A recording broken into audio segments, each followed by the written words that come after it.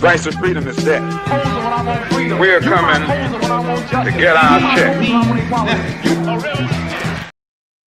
Welcome, my brothers and my sisters. We're going to have a good one. I'm your brother, Afro. We're going to get started very shortly. I appreciate you guys liking, subscribing, being here. Y'all could be anywhere else. You could be watching anything else, but you guys are here. And there's some stuff we just going to have to get straightened down.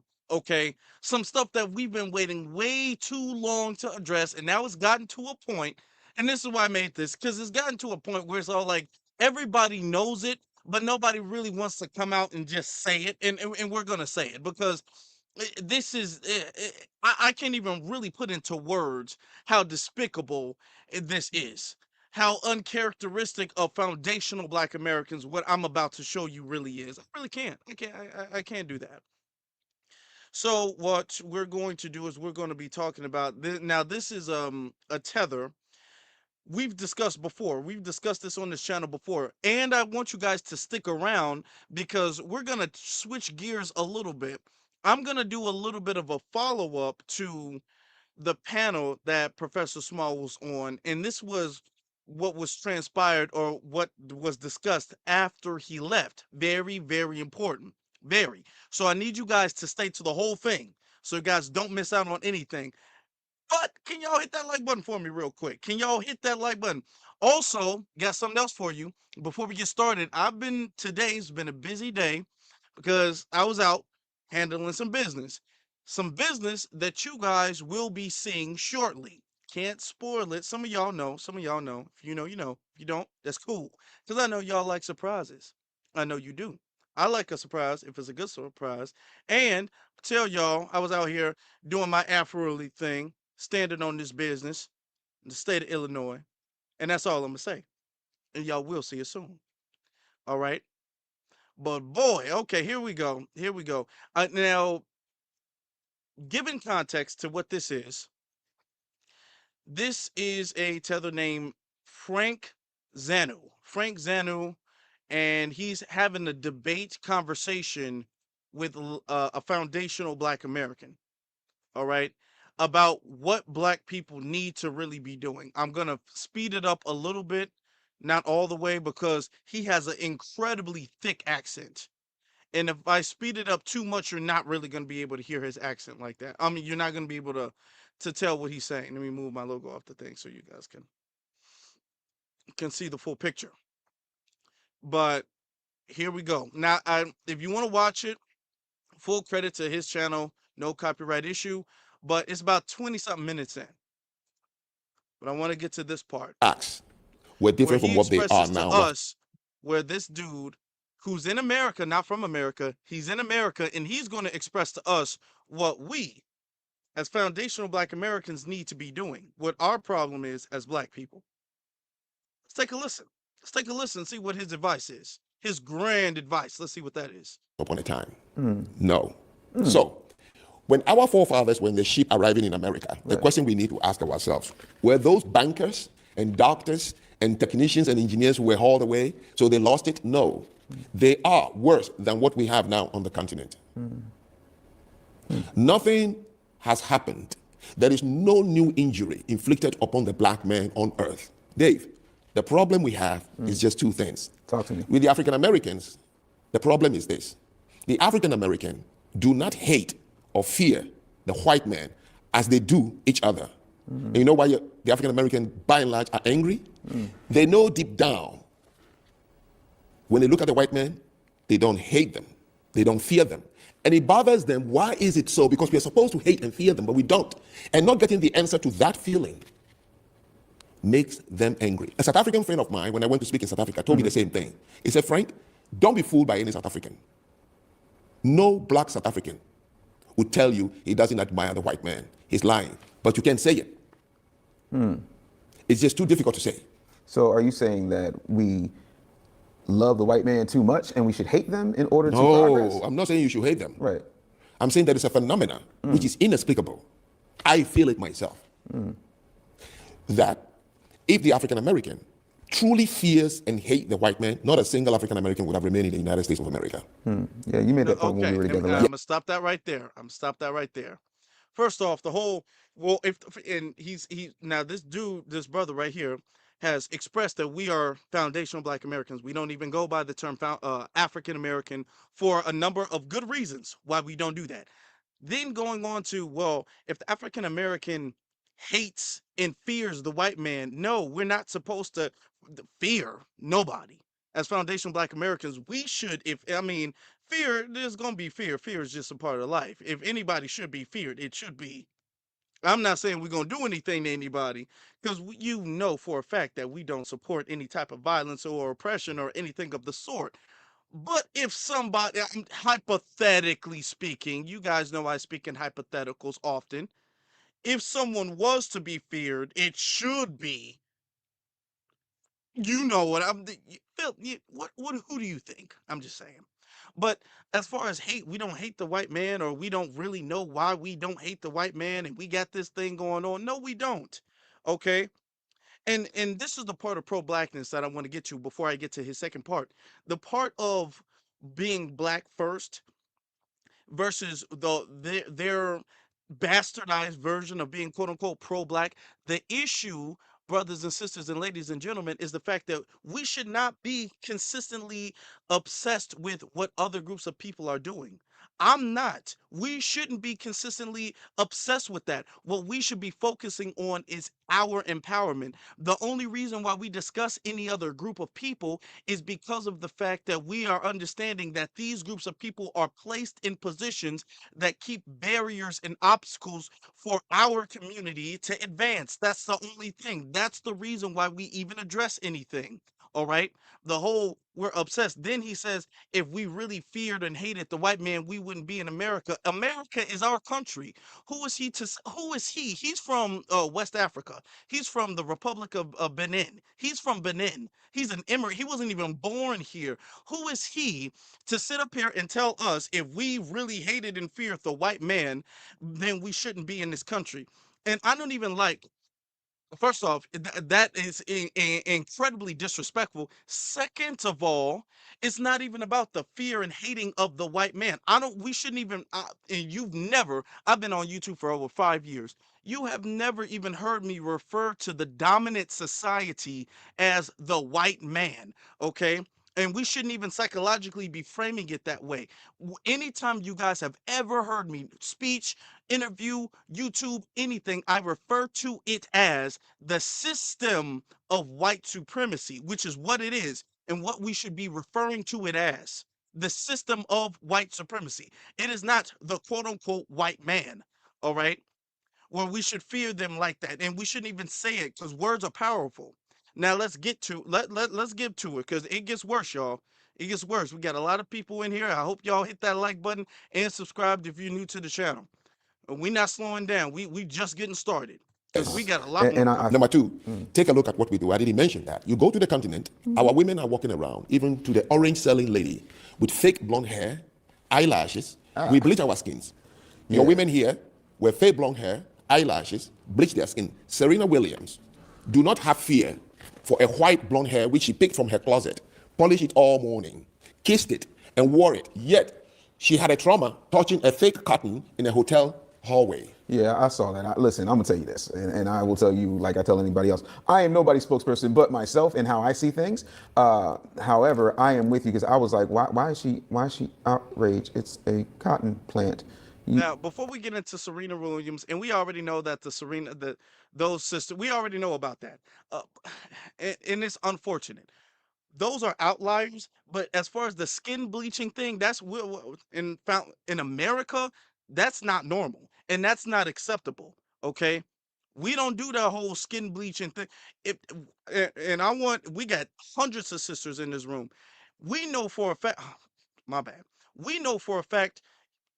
Damn, the thing's tripping out on me. We know for a fact, I've seen, and I'm not, of course, into the whole makeup thing or whatever the case is, but I've seen videos of, in particularly dark-skinned women, dark-skinned sisters. They voice issues with the fact that their makeup kits don't have like colors that match their actual skin tone, and they feel ostracized because the makeups have to lighten their skin.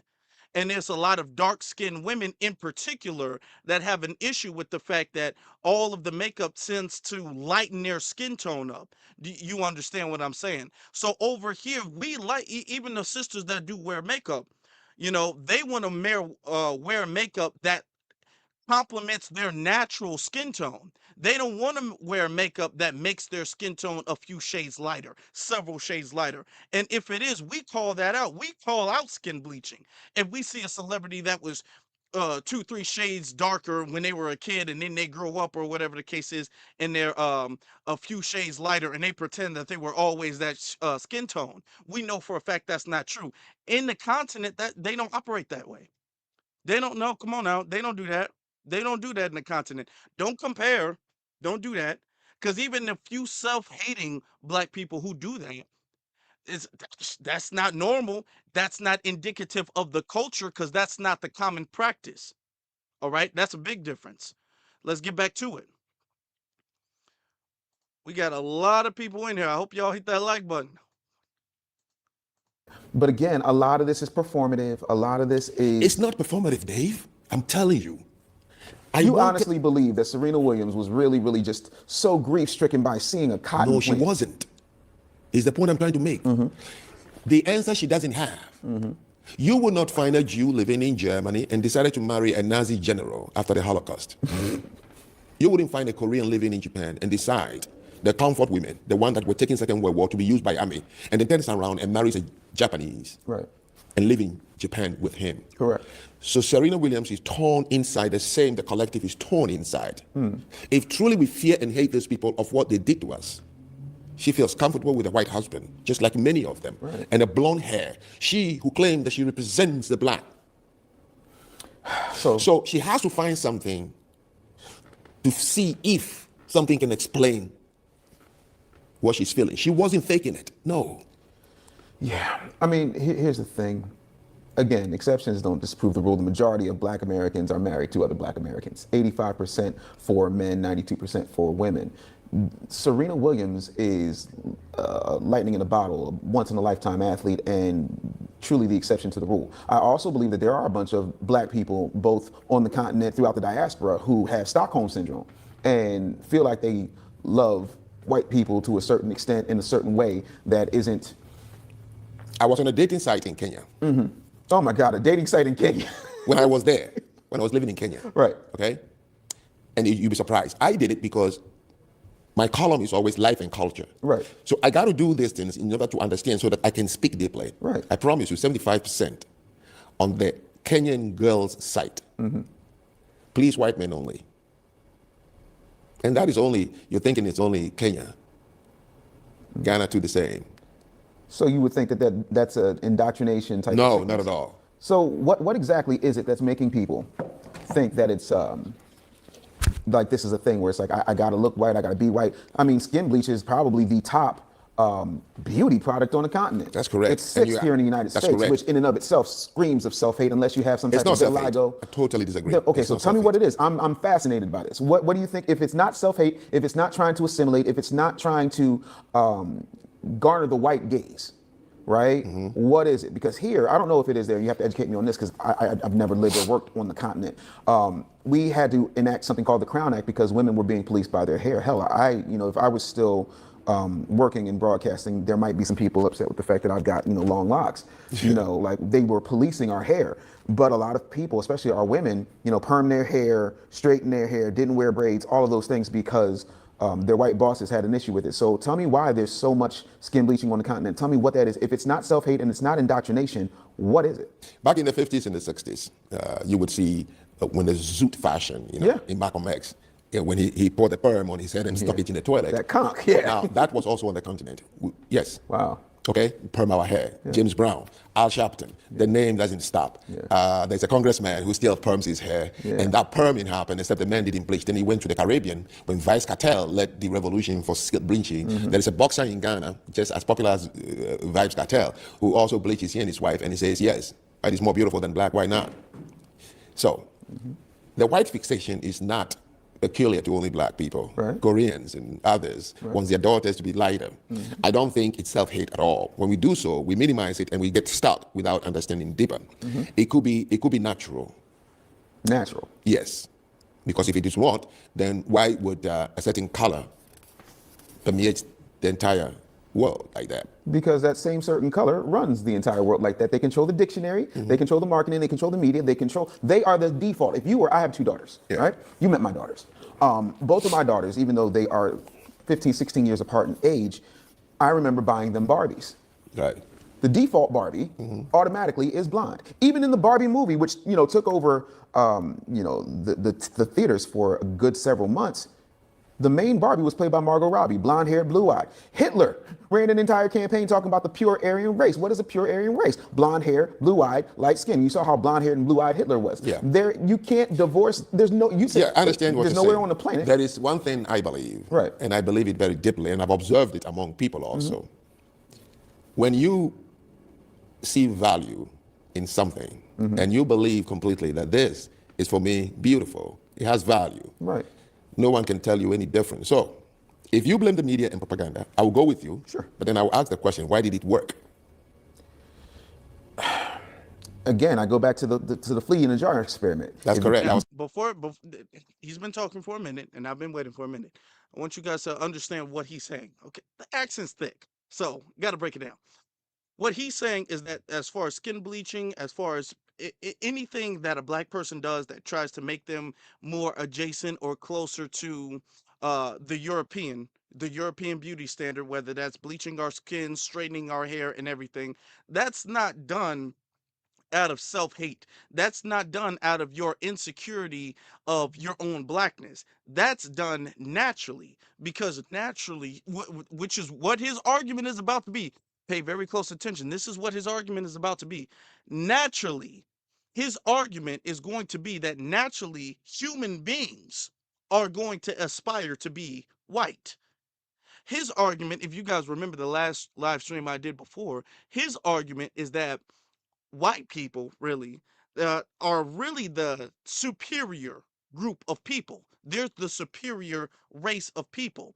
And black people, genetically speaking and culturally speaking, as in across the entire world, are really just inferior to black people, to the dominant society, to white people. And his argument further, going further, is going to be that we need to understand and recognize this and not fight against that. That's what his argument is going to be. Okay? That we need to gladly accept our place happily under their supervision. That's what and that's their argument. And he's not the only one who thinks that. Watch what I play after this. Watch, because this is not no new thing. This doesn't happen in a vacuum. This is how too many of them think. Coming to that. There you go. When I came on your show, Yes. you said that, and that thing is stuck with me. Yeah. I'm looking to see, is it in the book? Because I did not put it in the book. It's in my next book, Very actually. good. I But want yeah. an expansion of it. Yes, sir. You said there was an experiment. You put a bunch of crickets in a jar, put the paper on it, and punch holes so they can breathe. Correct. The crickets try to jump, but they can only hit the paper and go back down. Correct. When they release them, they could only jump that height. Right. When it comes to humans in America, who performed the experiment? When it comes to humans in America who performed that experiment, I think Was it blacks performing it on blacks? no. Okay. Then who performed it? White people? How did they perform it? Oh, well, let's see.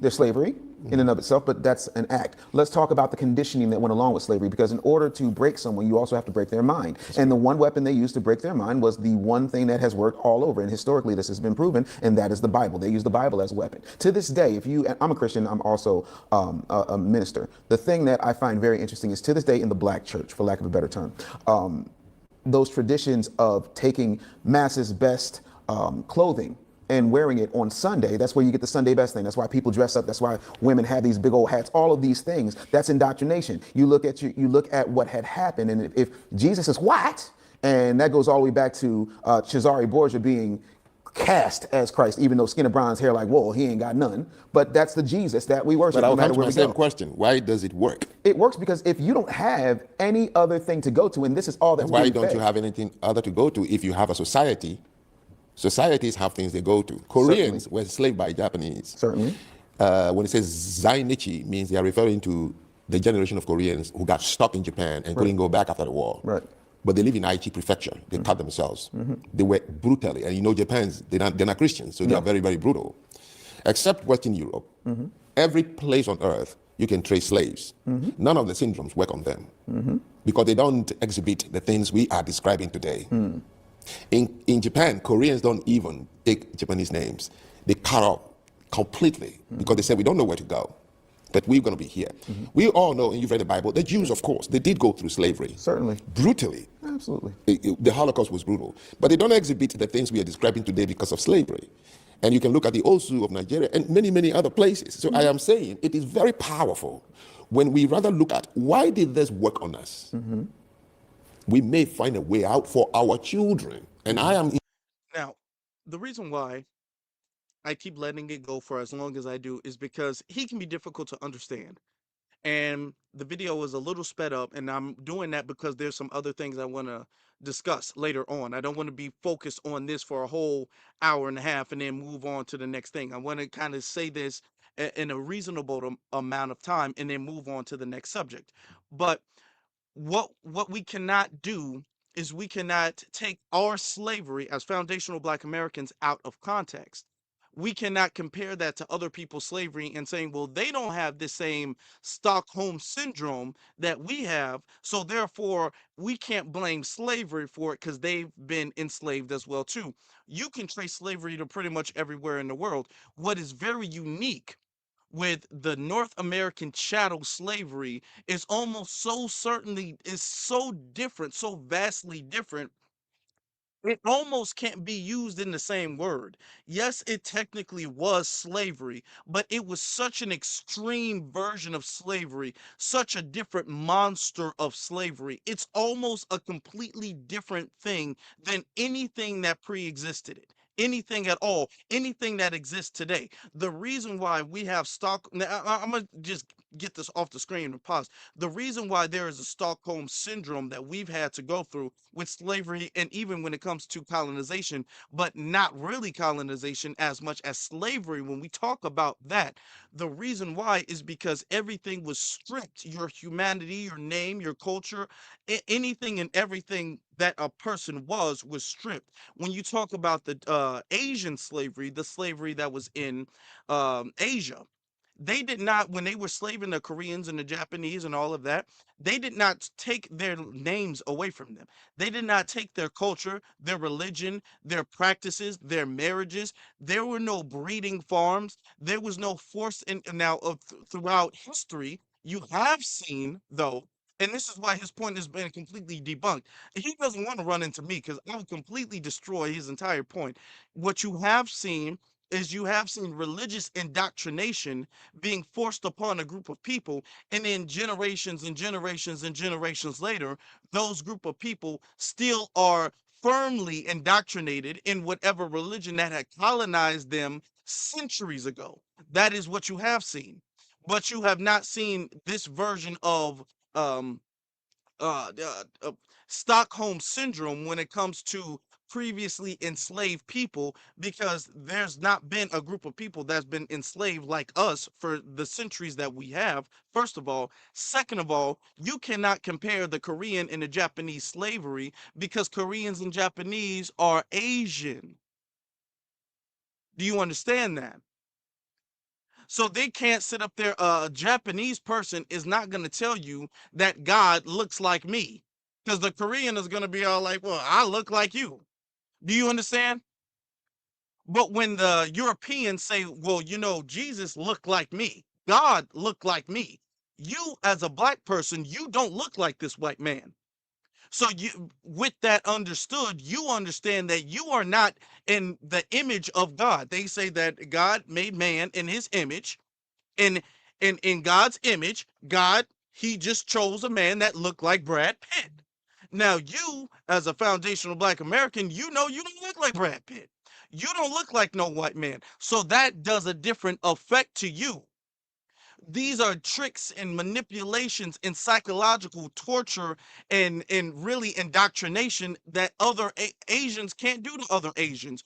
Europeans can't do to other Europeans. Yes, you can colonize somebody and force and indoctrinate a political, religious, or ideological belief on somebody, but you cannot socially indoctrinate them into looking at you as a superior race of people because all of these other people enslaved their own race. That's the difference. I cannot push forth my racial superiority. I can't say, well, my skull is bigger than your skull, therefore I am genetically superior to you if we are both in the same race. So the reason why our slavery is different and the effects of it is different is because we were enslaved, first off, way more brutally than anybody else has, historically speaking, longer historically speaking, and by a different race. And the race deliberately made a point to push forth psychological indoctrination and brainwashing into getting the slaves to acquiesce and to see them in the vision of them being the superior race. Do you understand? And this is what we are fighting against. So when you say, well, you can't blame a low self-esteem or you can't blame self-hate on slavery, yes, we can. Absolutely, you have to. All of the problems that we are going through as foundational Black Americans today is because of slavery. All of this stuff that we are going through since the beginning and even before our ethnogenesis on this landmass is because of slavery.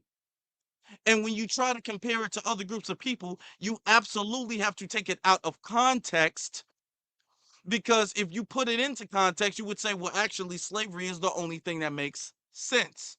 You understand? Let's get back to it.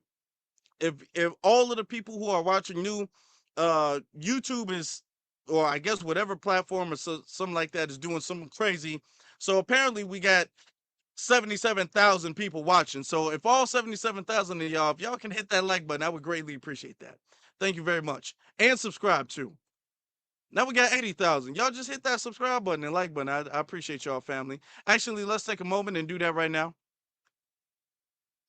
Thank you. Thank you. Let's get back to it.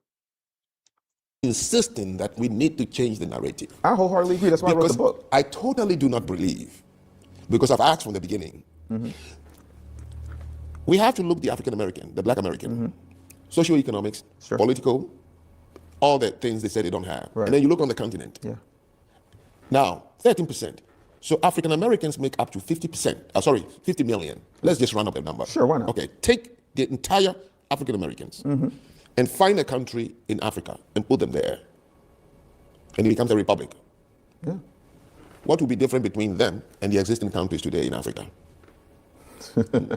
I don't know, but let's pretend. I don't think much would be. That's correct. Which means the point I'm trying to make is this. For us to be able to say that something has gone wrong with a certain group of people or a place or a thing, we need to look at the origin of what that thing is. That's correct. And see, once upon a time, what was different? Number two, those on the ship coming here, what did they have? So in fact, the African American today, we in Africa actually look to the African American and say they are more successful than we are. The only problem, and as a black man, a very proud black man, and it was the first time I'm using this word, is that I only can conclude the only problem with the African American or black people is that we are constantly, and unfortunately for the black African, they live side by side with a white man, and they are constantly comparing. Thinking that the white man's position, either socioeconomic or whatever it is what they are supposed also to be. Right. And when they are not, then the conclusion is, therefore somebody must be the one doing it to us. Because you see, the black American has not, many of the majority have not been to the continent. Correct. Those of them who went, and I met two people, he said, when I got down and I went to the hotel, I was saying, I wish my ticket was open. I leave the next day. So, I had something here I added. The cricket experiment. Sure. Okay, so I don't know what it prevented black people from doing, because it didn't prevent black people from excelling at the NBA, NFL, hip hop, you name all kinds of Now things. listen to what he says there. Okay. Now he's saying, well, white supremacy has not prevented black people from excelling in hip hop, the NBA, athleticism, or all of that. So listen to this. Listen to this. This is where he gets to the whole, well, white people should lead part. Like, Sure. for example, I love this. This is my favorite Yes. part. Watch this, Nancy. the same thing in other ethnic groups here. Or you say, oh, they excel in this, but not all of them. So it's not all black people No. who excel in the NBA or the other ventures we have, other businesses we have. Certainly the not. thing is, I'm asking, how many black people should become like Oprah Winfrey? I'm just throwing something there for us to say there's no more problem. So here's the thing. I've never been one, and most people will tell you this, even scientists will tell you this, exceptions should never disprove the rule. Exceptions are exceptions. For as long as people have been studying athleticism, there was a distinct belief that the human being did not have the capability of running a 4-minute mile, right? And a almost looked upon, washed up guy named Roger Bannister blew that theory out of the water. When he did it, all of a sudden you had kids everywhere, all across the world doing it, but they have to have something to aspire to. However, it was exceptional. You got a better chance of scoring the winning touchdown on the Super Bowl and then having sex with America's Next Top Model in the end zone than you do getting into the NBA, the NFL, or having a platinum career in hip hop. That is a rarity. What is a reality is that even with that, and Chris Rock said this, and I will always die on this hill, the person that pays Shaquille O'Neal, LeBron James, Kobe Bryant, whomever you like, is wealthy, while Kobe Bryant, LeBron James, Shaquille O'Neal, Steph Curry are rich. Yes. Everything you named is still being controlled by somebody who puts that paper on top of that jar Yes. and pokes the holes in it. So Absolutely. that in and of itself isn't enough. And But my question is, why is it that when you look at the African Americans, you say they excel in these areas? And it's true, nobody can listen. You know what is funny? Every country from Europe and the Middle East and Asia would go to Africa to scout and recruit soccer players and basketball players, including America, Olajuwon, Mutombo, and a host of them, right? Yes. Then Europe, most countries will come to the United States also to recruit Brittany, the one who went to Russia and got locked up. oh, Brittany Griner. Brittany Griner, the Ball brothers, Yeah. playing in China, Bosnia, Yes. Russia, right? Sure. So that's another similarity between the two of us. Right. So the question I'm asking is, yes, you're right. The exception doesn't make the rule. But however, groups are known by a few who highlights, what the group is good at. Why is it that the cricket experiment doesn't prevent us from jumping high and dunking? Why does it not prevent us from having the touch zone, end zone dance? Why does it not prevent us from this powerful hip hop industry that we are the ones that make money for the wealthy and then we get rich? You have to look at those and say, but we do excel in some areas, just like Indians are found on Silicon Valley. Yeah. We are found in this. Right. But then the question I am still coming to is, we need to arrive at a place where our children will begin to hear from us. Right. And I'm in agreement with that. Absolutely nothing. There's no new injury being inflicted on a black man on the surface of the earth. Certainly. Let's go there. Let's concede that point, Frank. Frank's right. There's nothing new under the sun. Great. You know what's missing? The thing that is missing is what I talk about in the Real Black Agenda. And that is, if we started to circle our wagons around ourselves, like even when I spoke to you last month, we talked about how in Africa, like you said, Pan-Africanism can never happen because it's a joke. In and of itself, you've got people in the same country who are in different tribes who can't even get along, but you expect the entire diaspora to just figure it out. And guess what? You're right. Having said that, though, to your question, I want to make sure I state to the question is, what do we do when it comes to our children being able to see an example? The thing that I think needs to happen is we have mastered talent. We have mastered athleticism. We have mastered culture and taste making and being the blueprint for all things entertainment, athleticism, cool, all of that. There's nobody cooler than us. Cool, great. What we need to do is start internalizing the systems by which to monetize those things. That is what is missing. And that's why I wrote this book. That's why I retired from broadcasting. That's why I'm a business coach. That's why I'm a serial entrepreneur. That's why, you saw my daughter's website. You see what she does. I believe if we're going to be an example, we got to stop having this conversation. Oh, Jamal, you need to have a wicked jump shot. Or, Pookie's going to go in that basement and rap. Get past that and understand that if you want to go into the music industry, you must first master the music business, and now is the best time to do so.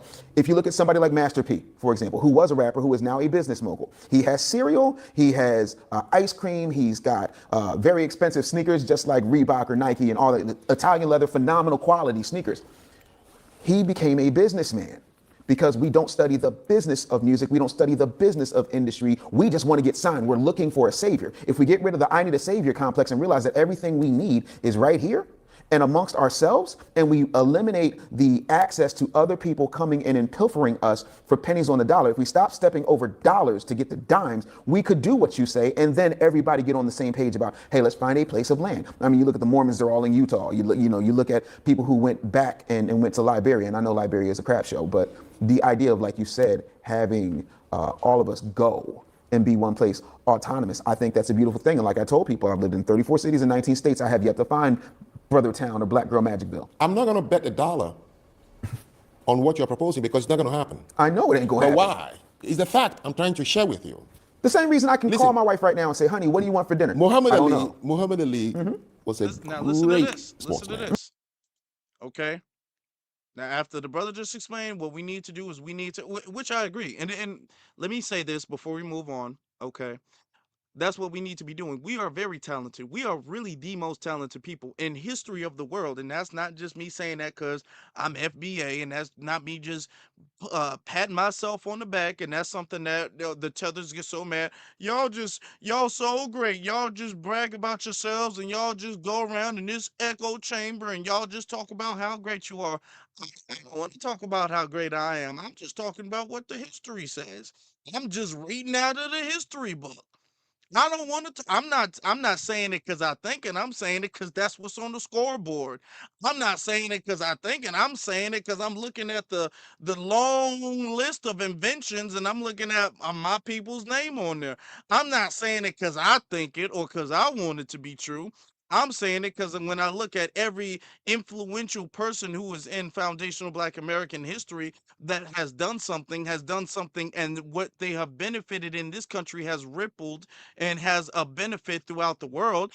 I'm not saying it because I personally want it to be true. I'm just saying it because it is. I don't want the sky to be blue. The sky is blue. If I say the sky is blue, the sky is blue. It's not because I want it to be. It's a fact of life. It's a fact of reality. We are like we do. I mean, come on. We are the most talented. That is a fact of life and reality. And anybody denying that is kind of delusional. Now, what he was talking about is the fact that what we need to do as foundational Black Americans is capitalize off of that talent. Because let's be very honest with you, Europeans, right? If the Europeans, they couldn't build America. America wouldn't be no country if it was just up to the Europeans. It wouldn't be no country. Look at how Europe was. Europe was trash. Europe was, they were out there with lice in their hair. They took a bath maybe once or twice a year. Okay, feces all over the place. They throwing buckets of waste out windows and stuff like that. Just degenerate, monstrous stuff. Until you had Moors actually came there and said, "Hey, this is not how humans operate. Let me show you. This right here, this bar of something right here is going to clean your whole people. This is called soap. We call it soap where I'm from." And they was all like, "Soap? Oh wow, we could have used this for a couple hundred years. We wouldn't have so many diseases." They needed us the whole time, and they still do. The problem is that they said, you know what, we're not nearly as talented, as strong, as creative, as great, honestly, as they are, but what we can do is control their greatness, which is what slavery and being forced to pick the cotton and build the country and all of this is what that was for. Because if I can't do it and I know you can do it, I'm just going to control you. That's what they're doing. The NBA, they can't be a Michael Jordan. They can't be a LeBron James or a Kobe Bryant or a Steph Curry or a Allen Iverson or a Shaquille O'Neal or a Magic Johnson or a Kareem Abdul-Jabbar. They can't be none of those people. But they said, I don't have to be. I just have to be the owner of the team you play for. Do you understand that? They don't have the skill it takes to be a creative music artist. I don't have to be. We can't make hip hop like you can. I'm just going to own the record label that you put your music on. And that's what we need to understand. It's not the fact that we lack talent. We have more talent than anybody else. We're the sauce of the world. Okay. The world would be this dry, bland, colorless, flavorless, boring place if it wasn't for us. In Asia, they doing K-pop because of what we've been doing. All right, you think hey, they looked at us and said that's some fly, that's fly. We can do that. All breakdance, all that stuff. They looked at us. Everybody in the world looks at us. I'm not saying it because I want it to be true. I'm saying it because it's a fact of life. It's a fact of life. So their whole thing is saying, okay, well, everything they're doing, we're just going to control and manage the talent. And this is what that brother was saying. He said, all we need to do is we need to prioritize and we need to focus on being able to control ourselves and our talent. So that way our talent and our creativity and our God-given gifts to our lineage is not exploited. That's what we need to do. Dr. Claude Anderson was saying the same thing. It's about what you own and control. And that includes our ability to do things. Not our capital and our ability to do things. When we talk about control, I want us to think beyond just how having a house. When we talk about control, I don't we really don't really process enough how much we get exploited when it comes to everything we do. We have music artists, foundational Black American music artists that's made billions of dollars just off music alone, not even concerts or the likeness or anything like that. Just the artist, billions of dollars. And it takes them about 30, 40 years. They got to wait till almost their senior citizens before they get their masters at that point. You understand? And out of all of that time, the record label has been soaking up all of that money. They get very small pennies on a dollar in comparison to what they produce. LeBron James, the NBA, all of them, they get pennies on the dollar as to what the value of that produces. Now, if LeBron James, if he owned the team, he would be able to not only pay himself more, but he would get more out of his actual skill. You know what I'm saying? All of us, we would get more. We need to control everything that we operate. If we dominate a field like we do with rap, like we do with music, like we're doing now with country, like we're doing with R&B, if we dominate a field, whether that is basketball, whether that is football, we need to control the field. If we can do what other people can't do, then we need to control that. That's how we have leverage. The only reason why these people are on this pedestal is because not because they can do it. They can't do anything anybody can do. Historically speaking, they're the least talented people. They're the least creative people. They're the least innovative people. And they know it. They know it. That's why they're so insecure about their power. Because they know it. They can't really compete. So all they're saying is because we are the least, we're naturally the most deprived when it comes to the world stage, we're just going to control the best. Bam. We don't have to be the best. We just got to control them. So it's up for us as the best to realize we need to control ourselves. That's the way I would have put it if I was up there, but that's what he said. Now watch what this Bellin, whatever his name, watch what this tether has said. Okay, after that, in response to that, he brings up Muhammad Ali. Now watch. A good boxer. No, not good. I mean, just a phenomenon, we should say. More books written about Muhammad Ali That's than there are correct. about Jesus Christ. Absolutely. But he's not going to manage himself. That is a talent of another person. Certainly. Okay. I don't manage myself. I don't produce myself. I No. can do it. You put me behind the scene right now, even the best interviewer, I will destroy it because I don't know how to manage. Correct. Blacks are doing what they are good at. Right.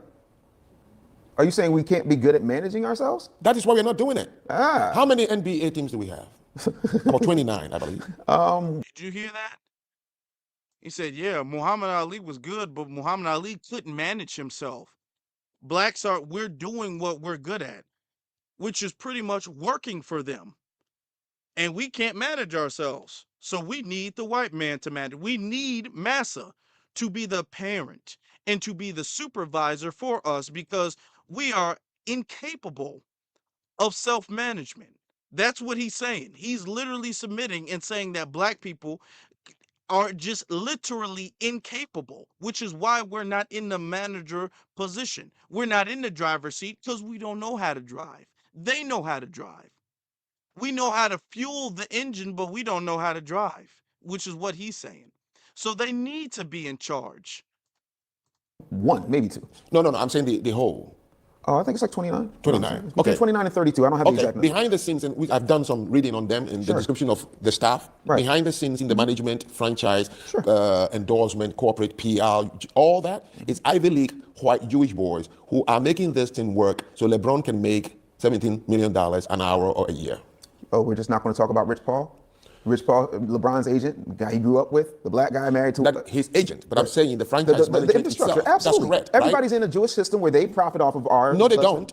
If they didn't manage it, Right. is what I'm saying. Yes. The management of the franchise, it's not just a skill anybody can learn and do. If it were, then how come we have not?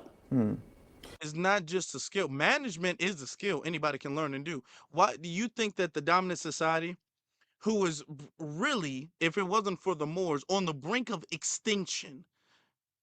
If we understand world history and we understand the diseases that they were going through, we would literally understand that who we consider now to be white people were on the brink of extinction.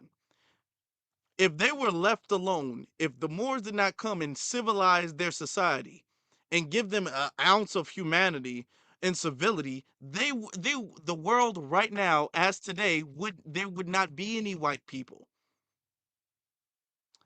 Truth be told, there's not going to be too many of them any longer, based off their birth rate. And I'm not wishing harm on anybody. I'm just saying, based off their birth rate, it don't look like with all of the things that they've done that they've even extended their time on this world that much longer anyway. Don't look like they're gonna be here that much longer anyway. But you're implying that there is some type of genetic or inherent ability and skill that is passed down strictly and exclusively to the dominant society that black people are incapable of. And that we are the talent, we are the innovators, we are the problem solvers, we are the most creative people, yet our mind cannot comprehend supervision. And therefore, we need to accept the fact that that is the white man's role. The white man, and they call it the white man, the dominant society's role is supervision, is to supervise us, is to manage us. We do what we are good at in making them the money. That's what we're good at. And that's what he's saying. And with this type of method, I'm going to play a little bit more because it's difficult to bear. And I wish this brother would have pushed back stronger on this. I don't know why he's acting like what he's saying is t- to the slightest degree profound in any way, shape, or form. This has got to be the most openly massa lover type of point I've ever seen. I don't think I've ever seen a tether be just so openly massa lover and be serious about it than right here. And the brother is acting as if what he's saying is profound or interesting or true to the slightest degree. Playing a little, and I want you to understand, do you think that he's the only one in his homeland who thinks like this? No, no, he's not. He's not. He's not the only one who thinks like this. When I tell you, a lot of them come over and feel as if white people should be in charge. That's not a rare thing for them to come out and be all like, yeah, white people should be in charge. Yeah. Things would go better with that. They psychologically view themselves as inferior groups of people in the continent. It's only foundational black Americans that have not really acquiesced and accepted that they should have been in charge. And I'm gonna say this, and then we're gonna get completely back to it. If it was not for foundational black Americans and what we have done, the dominant society, the system of white supremacy, would have an ironclad grip. Okay, they would have a ruling fist over the whole world, and it would not be challenged. It wouldn't be. it would not be challenged.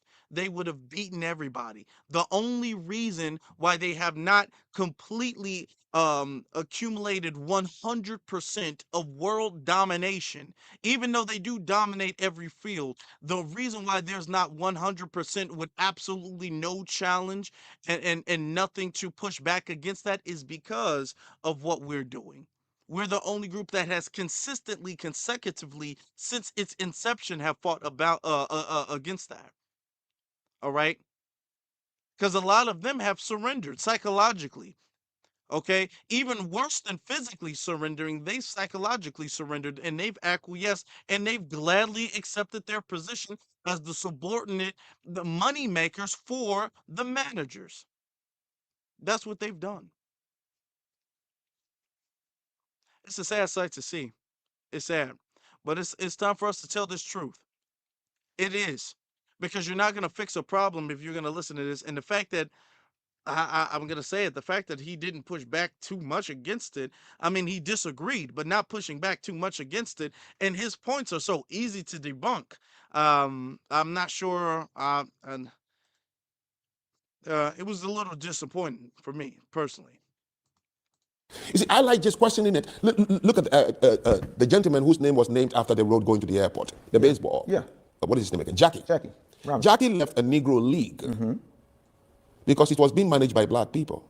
That's halfway true and halfway not. Okay. Here, because again, one of my neighbors was a Homestead Gray. I love the Negro Leagues. It's a big thing for me. The majority of the Negro League teams were run and owned by white people. The thing of it is, the ones that were run and owned by black people, they were doing different things. They were offering spectacle. They were having concessions. They were doing things that the white folks had not caught up with. So when yet. the Brooklyn 49 went to him and said, look, you're coming to play for us. The Dodgers, team members, the Dodgers, I'm sorry. Yeah. We're not happy with it. He said, look, he can have the color of a stripe of a zebra. He's going to play to make us money. He left his league. He left it because he knew that this place would manage and make me rich. He went in and he didn't fail. He did it. What I'm trying to say is we got to focus on what we are good at. And the reason we have not been able to, we are the greatest basketball players in America.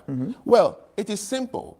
If you see that people are doing something good, you just collect investment and you make money off them. How come of the 29, only one is managed by a black man and even is now winning? Jordan is the marvel of basketball, yet he couldn't manage his own Wizards. Yeah. So yes, what you said is sentimental and it's true if we could do it. What I'm saying is, African Americans have done exactly what Africans have done. One mistake we made, Dave. What's that? And you're not going to agree with me. Of course I'm not. But I love you, Frank. Listen, we made enemies. We kept the enmity with our former enemies. Africa has been poisoned by Russia to look at Europe as an enemy. Dave, I've been around and I know.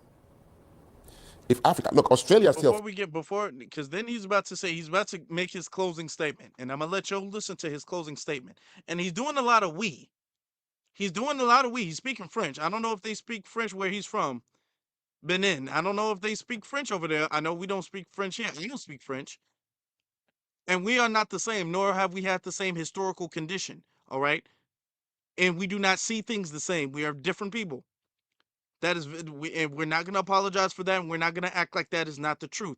But when you talk about Jackie Robinson, you talk about the Negro Leagues, and all of when we were doing the Negro Leagues, that was doing better. It was making more money, and it was growing faster. More people wanted to see what we were doing. Jackie Robinson, if we're talking about that, didn't leave the Negro Leagues because, well, Negroes, they just can't manage anything. I want you to understand, when we had things, our things were being managed, which is why I don't know why this brother didn't push back against that. Talking about, hey, I like your French. I like your French. Oh, they actually, somebody said they actually do speak French. Okay, well, I guess they do. But he's not referring to me.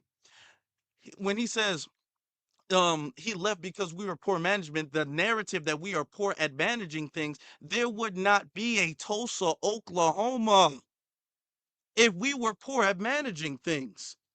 There would not be several Black Wall Streets in this country if we were poor at managing things. The reason why we don't have things to this day is not because we are poor at managing things. It's not because we don't organize things. It's not because we don't know how to run or supervise our lives or our people. It is because when we do it better than them. And they hate that. They don't just hate it because they want it. They hate it because they don't want us to have it. So they said, you know what? I be damned. I'm going to take this neighborhood, and if I can't take it, I'm going to blow it up. As long as the Negroes don't get it, that's all I care about. This is why today we don't have anything. I don't know why this brother didn't say that. This is why today we don't have nothing. It's not because we can't do what they can do, or we're the talent and they're the supervisors and they just know how to connect the dots. We just make the dots. We know how to make and connect the dots. But when we make and connect the dots and we built this big fort, they come there with bombs and blow it up. There's not been a white community in this country that the government has blown up, but there has been black ones, not just one either. Okay, you can't name a white community, an Asian community, a Hispanic community, or a Native, what they call Native American community that systemically has been flooded by the government. You can name black ones, though. You can. They call the opioid epidemic, which is far worse than what the crack epidemic was. You did not hear, I've not seen Trump, Biden, Obama, anybody talk about we need to have a war on opioids. We need to have a war on fentanyl. And then when they do talk about drugs, fentanyl, opioids, they don't talk about the dominant society. It's not about them. It's not about taking them and locking them up and throwing away the key. All right. It's about rehabilitation. That's what it's about. These people have damn near destroyed every bit of the world that they've ever touched. Do you know, before they started pretty much their whole thing, when you want to talk about management, do you understand that the only reason why we have animals that are going extinct now is because of them? Do you understand, before Europeans started going over and colonizing and conquering the world, animals existed freely? And there were not animals that were going extinct by man-made things, but they go over there and they say, you know what? This animal's head would look good on my wall, so I'm going to cut its head off. That's what they've been doing. And now we have animals that their habitat has been, because they siphon and absorb all of the resources out of that. You have animals around the world that are dying off because of them everywhere. And I'm saying this to say, everywhere they touch, it's a trail of death that follows. Everything they touch is the trail of death. You can't tell me these people are God-given supervisors. God has given them the skill of supervision. God has given them the skill of management. It is something inherent in their brain, or inherent in their character, or inherent in their culture, that makes them better supervisors than we are. You can't possibly tell me that.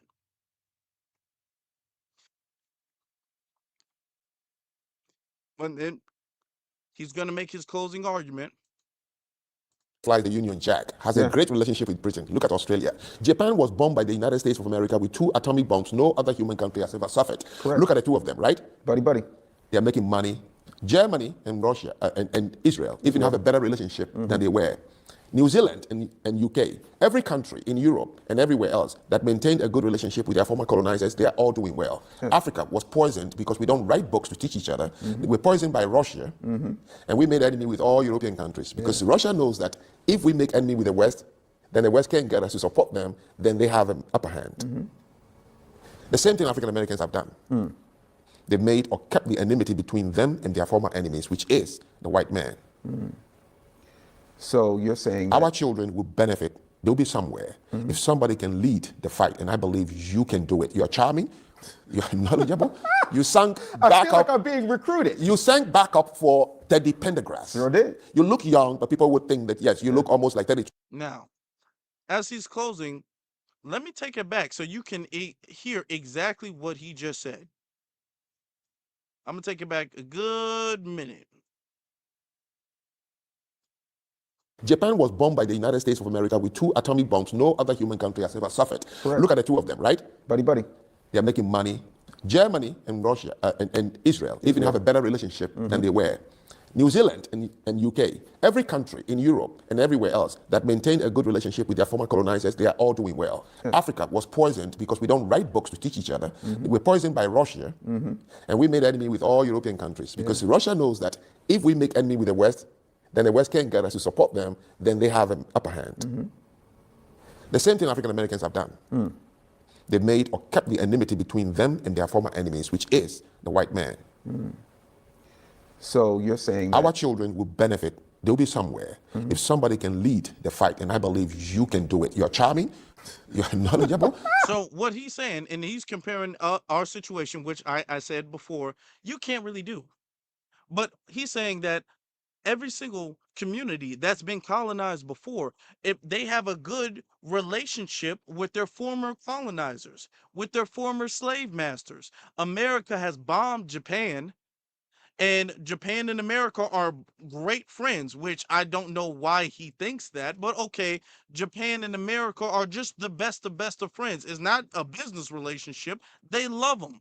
And in Europe, every colony that has been that's forgiven and then befriended their colonizers are doing good now. The reason why Africa, and he keeps saying African American, but he means foundational Black Americans, even though Africa they pretty much have, the only reason why they're at it is because they're at it with each other. They're not even at it with the Europeans.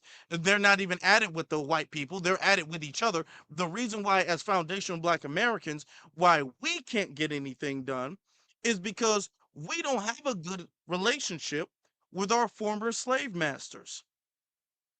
We are psychologically taught to hate and to fear our former slave masters, and instead of accepting our natural place of being the workhorses for them to manage. If we would just accept that we're their workhorses and this is where God has put them, and this is their role in this world, and our role in this world is to make them money, everything would be good. This is what he thinks.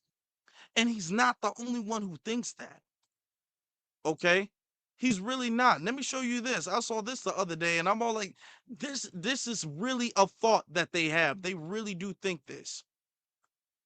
This is only a minute clip. Let me just pull this up real quick. So Pierce Morgan and Tucker Carlson were having a conversation about how basically the white population is going extinct in England, right? And Pierce Morgan was basically sitting there and being like, you know what? I don't really got a real big deal with that. You know, I like my Indian restaurants and shit, my tikka masala, you know, I'm fucking with that. And in fact, I would replace a lot of white people with a lot of foreigners coming in. And I'm sitting there thinking to myself, see, this is what Pierce Morgan and a lot of niggas don't really understand. Whiteness and the West go hand in hand. Whiteness and exploration go hand in hand. Whiteness and philosophy goes hand in hand. Whiteness and democracy goes fucking hand in hand. What does this mean? If white people are gone, the West is gone.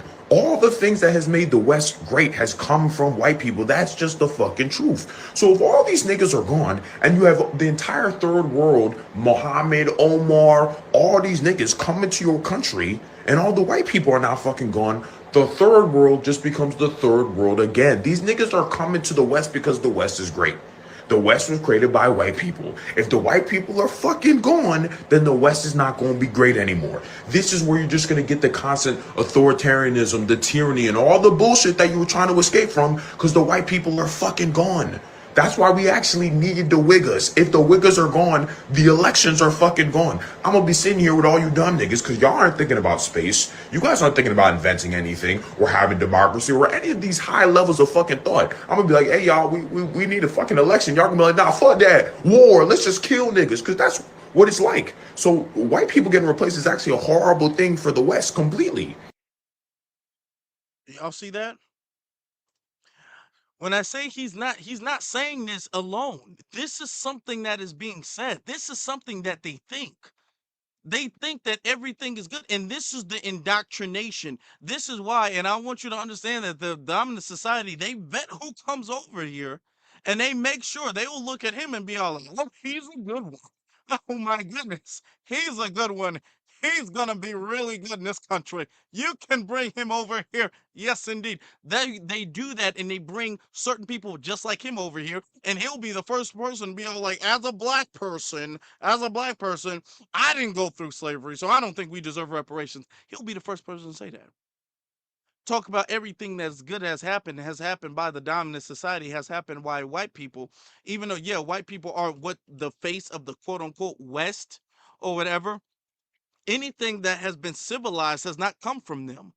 And anything that is civilized today is not coming from them. The West, you can technically consider the war between Russia and Ukraine the West. You can consider the fact that we've had 2 world wars, and the only 2 world wars that have ever existed in the history of human recorded history has been done and initiated by the West. If you know what happened with World War I and World War II, and everybody is concerned about if there might be a potential World War III, and only that has happened because of the West. It was not it was not Africa that started any world war. It was not us as foundational Black Americans. It wasn't South America. It was not Asia. It was not anywhere else. It was the West that started both world wars, really back to back. And then all of the other worlds that preceded it. You can almost not name a war, really, that the West did not have anything to do with. They love it. The destruction and chaos of the world, of what we can see now, of environmental destructions, oil spills, and all of that. Animals going extinct, like I said, mass slavery and trafficking and exploitation of resources. That's the West. But that's his massa, and they love their massa. They love their massa. All right. And when I tell you, he's not the only one who's thinking that. They are not. He's not the only one who believes that. Let me show you this. Boy, I'm telling you, it's not. It's not good out here, y'all. It's not good out here.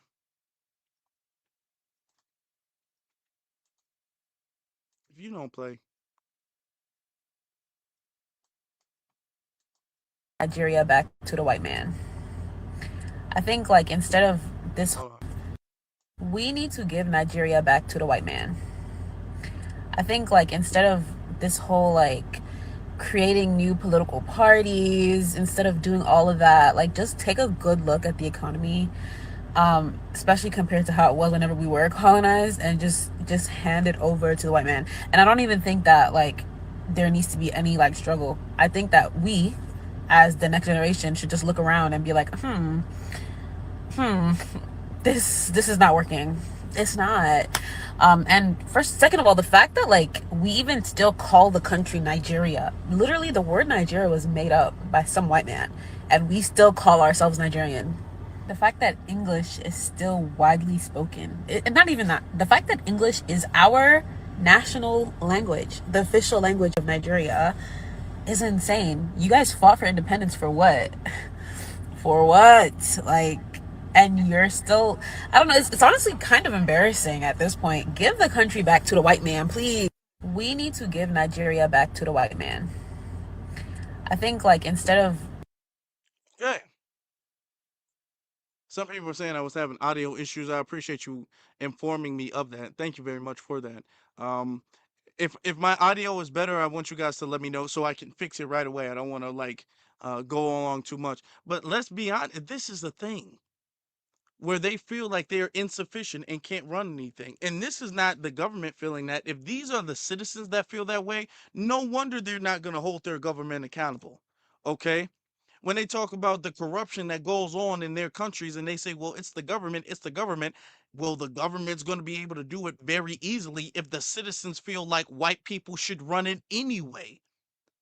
If the citizens feel as if white people should run the country anyway. And what she said, I think she made a very interesting point when she says, well, we fought for the independence of Nigeria. Nigeria was named after a white woman. Africa was not even its original name. But we're talking about Nigerian independence, and you talk about that, and then y'all still speak English, and y'all still practice a lot of the same colonized and colonization practices that was there before. No, there's not really a country that has not really been decolonized. They're still under pseudo colonization. They really are. But the solution, and as true as that is, the solution is to give it back. The solution is not to have a true revolution of whatever pride you have. Just wash your hands with any of your Nigerian pride whatsoever. If you're gonna say that, just say, "Oh, you know what? Since we're not gonna do it all the way, let's just give it back to the white man." First off, truth be told,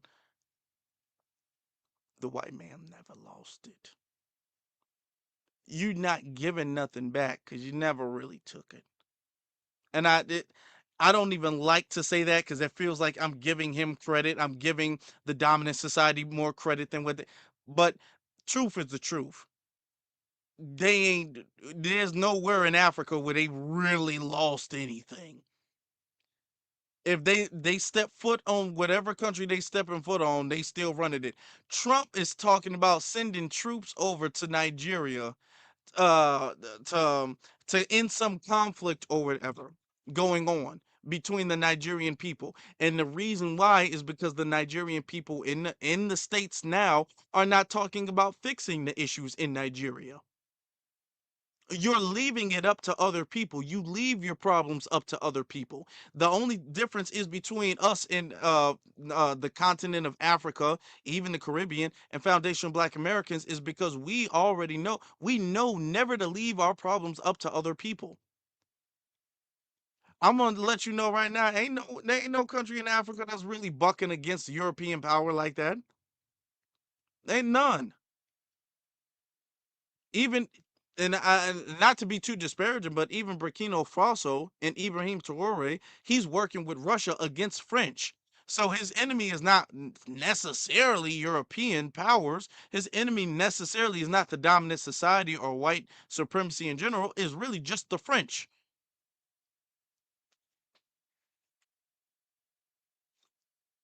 So what are we doing? And this is why I'm saying we have to understand that we think very differently. And we're on very different paths. We have very different mindsets. We have people who now have more opportunity to rebel than they've ever had.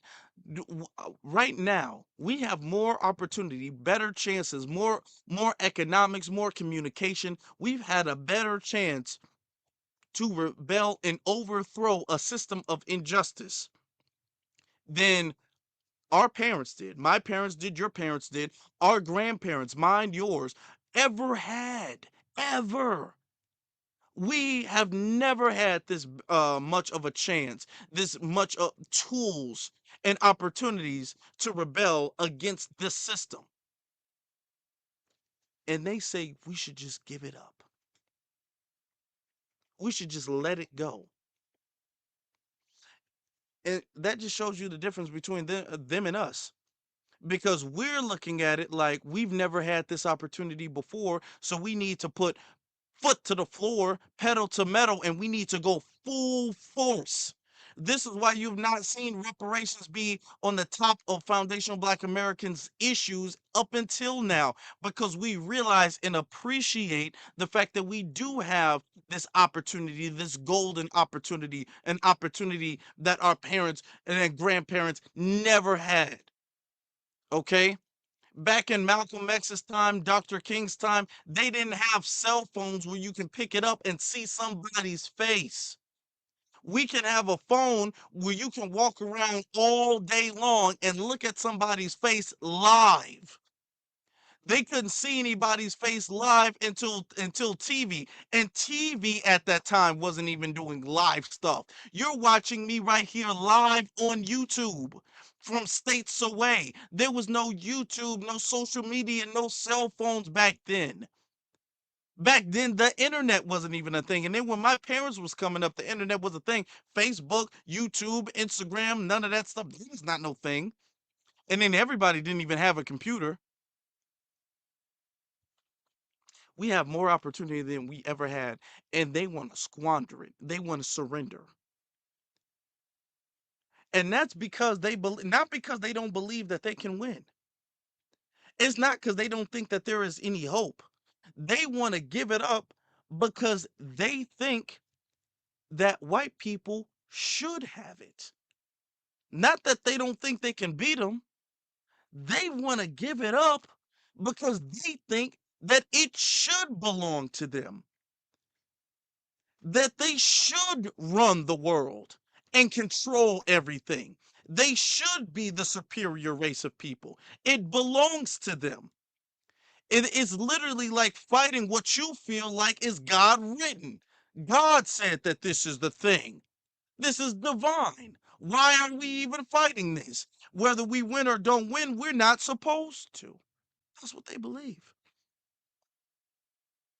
And you get mad at us when we say, you know what, I think what we need to do is focus on our own economics then.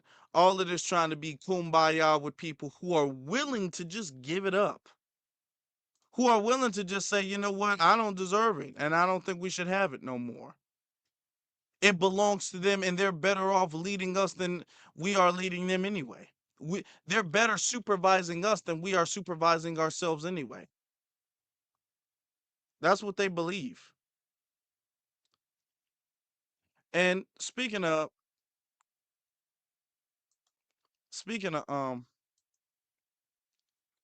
hold on. Okay. Speaking of Pan African, sorry guys, I'm setting some stuff up. Uh-oh. Speaking of Pan Africanness, I want to get to the other thing I was talking about with Professor Small, the panel I was talking about. Before I do, did y'all hit that like button yet? I hope you did. If you didn't, now's your chance. If you haven't subscribed, now's your chance. Subscribe right now. Let me get to the super chats real quick. Let me get to my brother Dakota Jenkins. He says, the reality is most of these black immigrants are defeated and broken. These are exactly the ones our government want here. They're not like us. Oh yeah. You see the way Frank, the way all of these people they're speaking, you think they love them. These are the ones they give a pat on the head to and say, you're doing such a good job. You're not lazy like those other blacks. Those other blacks are rebellious and don't like to work and always complaining all the time. Not like you. You're really good, Mbaku. That's the ones that they like. Okay, and then Robert Small's energy says they're always trying to. Oh damn! What just happened? They're always trying to mitigate self-hate and colonization due to white supremacy as acceptable. This is your Pan-African coalition. I'm telling you, and we're going to talk about some Pan-Africans, okay? Omar Thorne says African people have a way of projecting their inferiority complex on black Americans. They do. And this dude is sitting up there speaking on our issue and don't know what relationship the brother had with this guy before, but he should have pushed back much more severely than he did. All right. Getting to uh I forgot what that means. DSB. DSB says, Shalom, Afro Elite, my royal brother and family in the chat. Salam to you, brother. And then Chosen, he or she sends a couple of super chat saying, "Who is we?" Dave Anderson is a bad spokesperson. Yeah, I don't know why Dave. Yeah, that's his name. I forgot his name. Dave should have been pushing back way more than that. Okay, and not trying to even be palatable at that point. Okay, Chosen says, "Why is Zanu referring to his own people though? Why isn't he? He's not. He's not referring to his own people." And that's the problem. And my thing is that if you're gonna go on these platforms, you gotta represent and you gotta be unapologetic. You do not need to be afraid to make enemies. Trust me, I've gone in places where I've said things and I knew for a fact nobody in the room was gonna agree. And I still gotta say it. It still has to be said. Even if there's somebody in this room that you might want to be cool with, I get not trying to be hostile. I get not trying to burn bridges, but you're going to have to say something and you're going to have to push back because if you don't do it, what happens is that whatever is said is accepted if there is no pushback against it. Therefore, it enables whatever narrative is pushed, and that only gets worse and worse. So you're allowing the problem to worsen, not only just persist, but to worsen if you don't push back against it. Even if you can't completely defeat the point, if you push back against it, like, no, that don't make sense. And all in all, when you do that, that will at least prevent, it will stop the bleeding of whatever that issue is. You understand? So this is what we have to be doing. This is the only way to solve that problem. Now let's get to this. Boy, I'm telling y'all, we got a lot today. We sure do.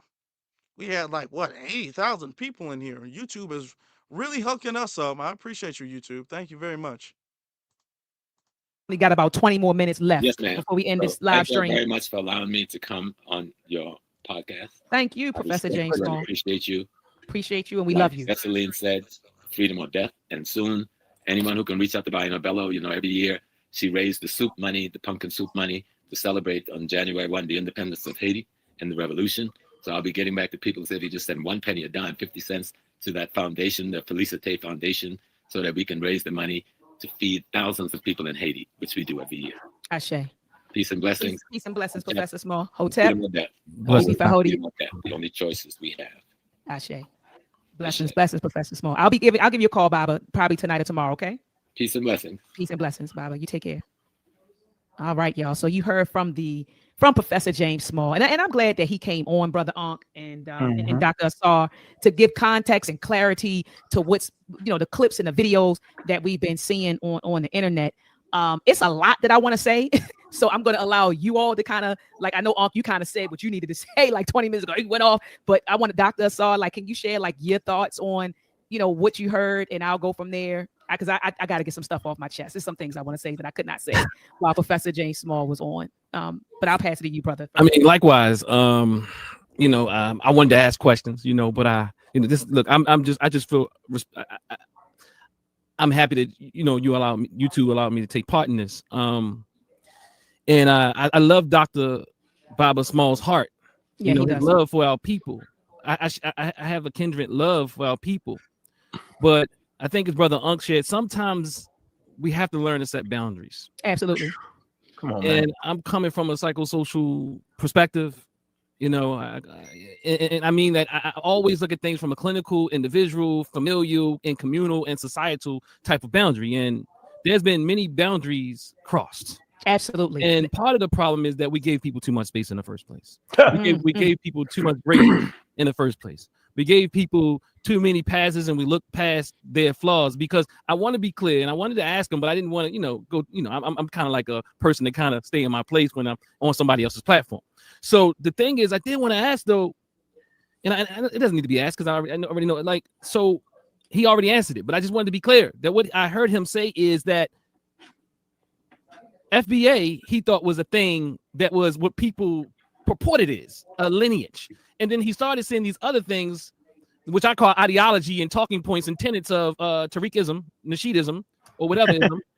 And basically, this is what all people say. Because I mean, it was really hard, to be honest with you, Doc and Brother Ankh, to look at the ignorance in the chat and also see this man pour his heart out as one who is authentic and really love our people. Because you got to have a lot of love for your people. Because I mean, he know what's happening in that chat, even though he didn't see it perhaps.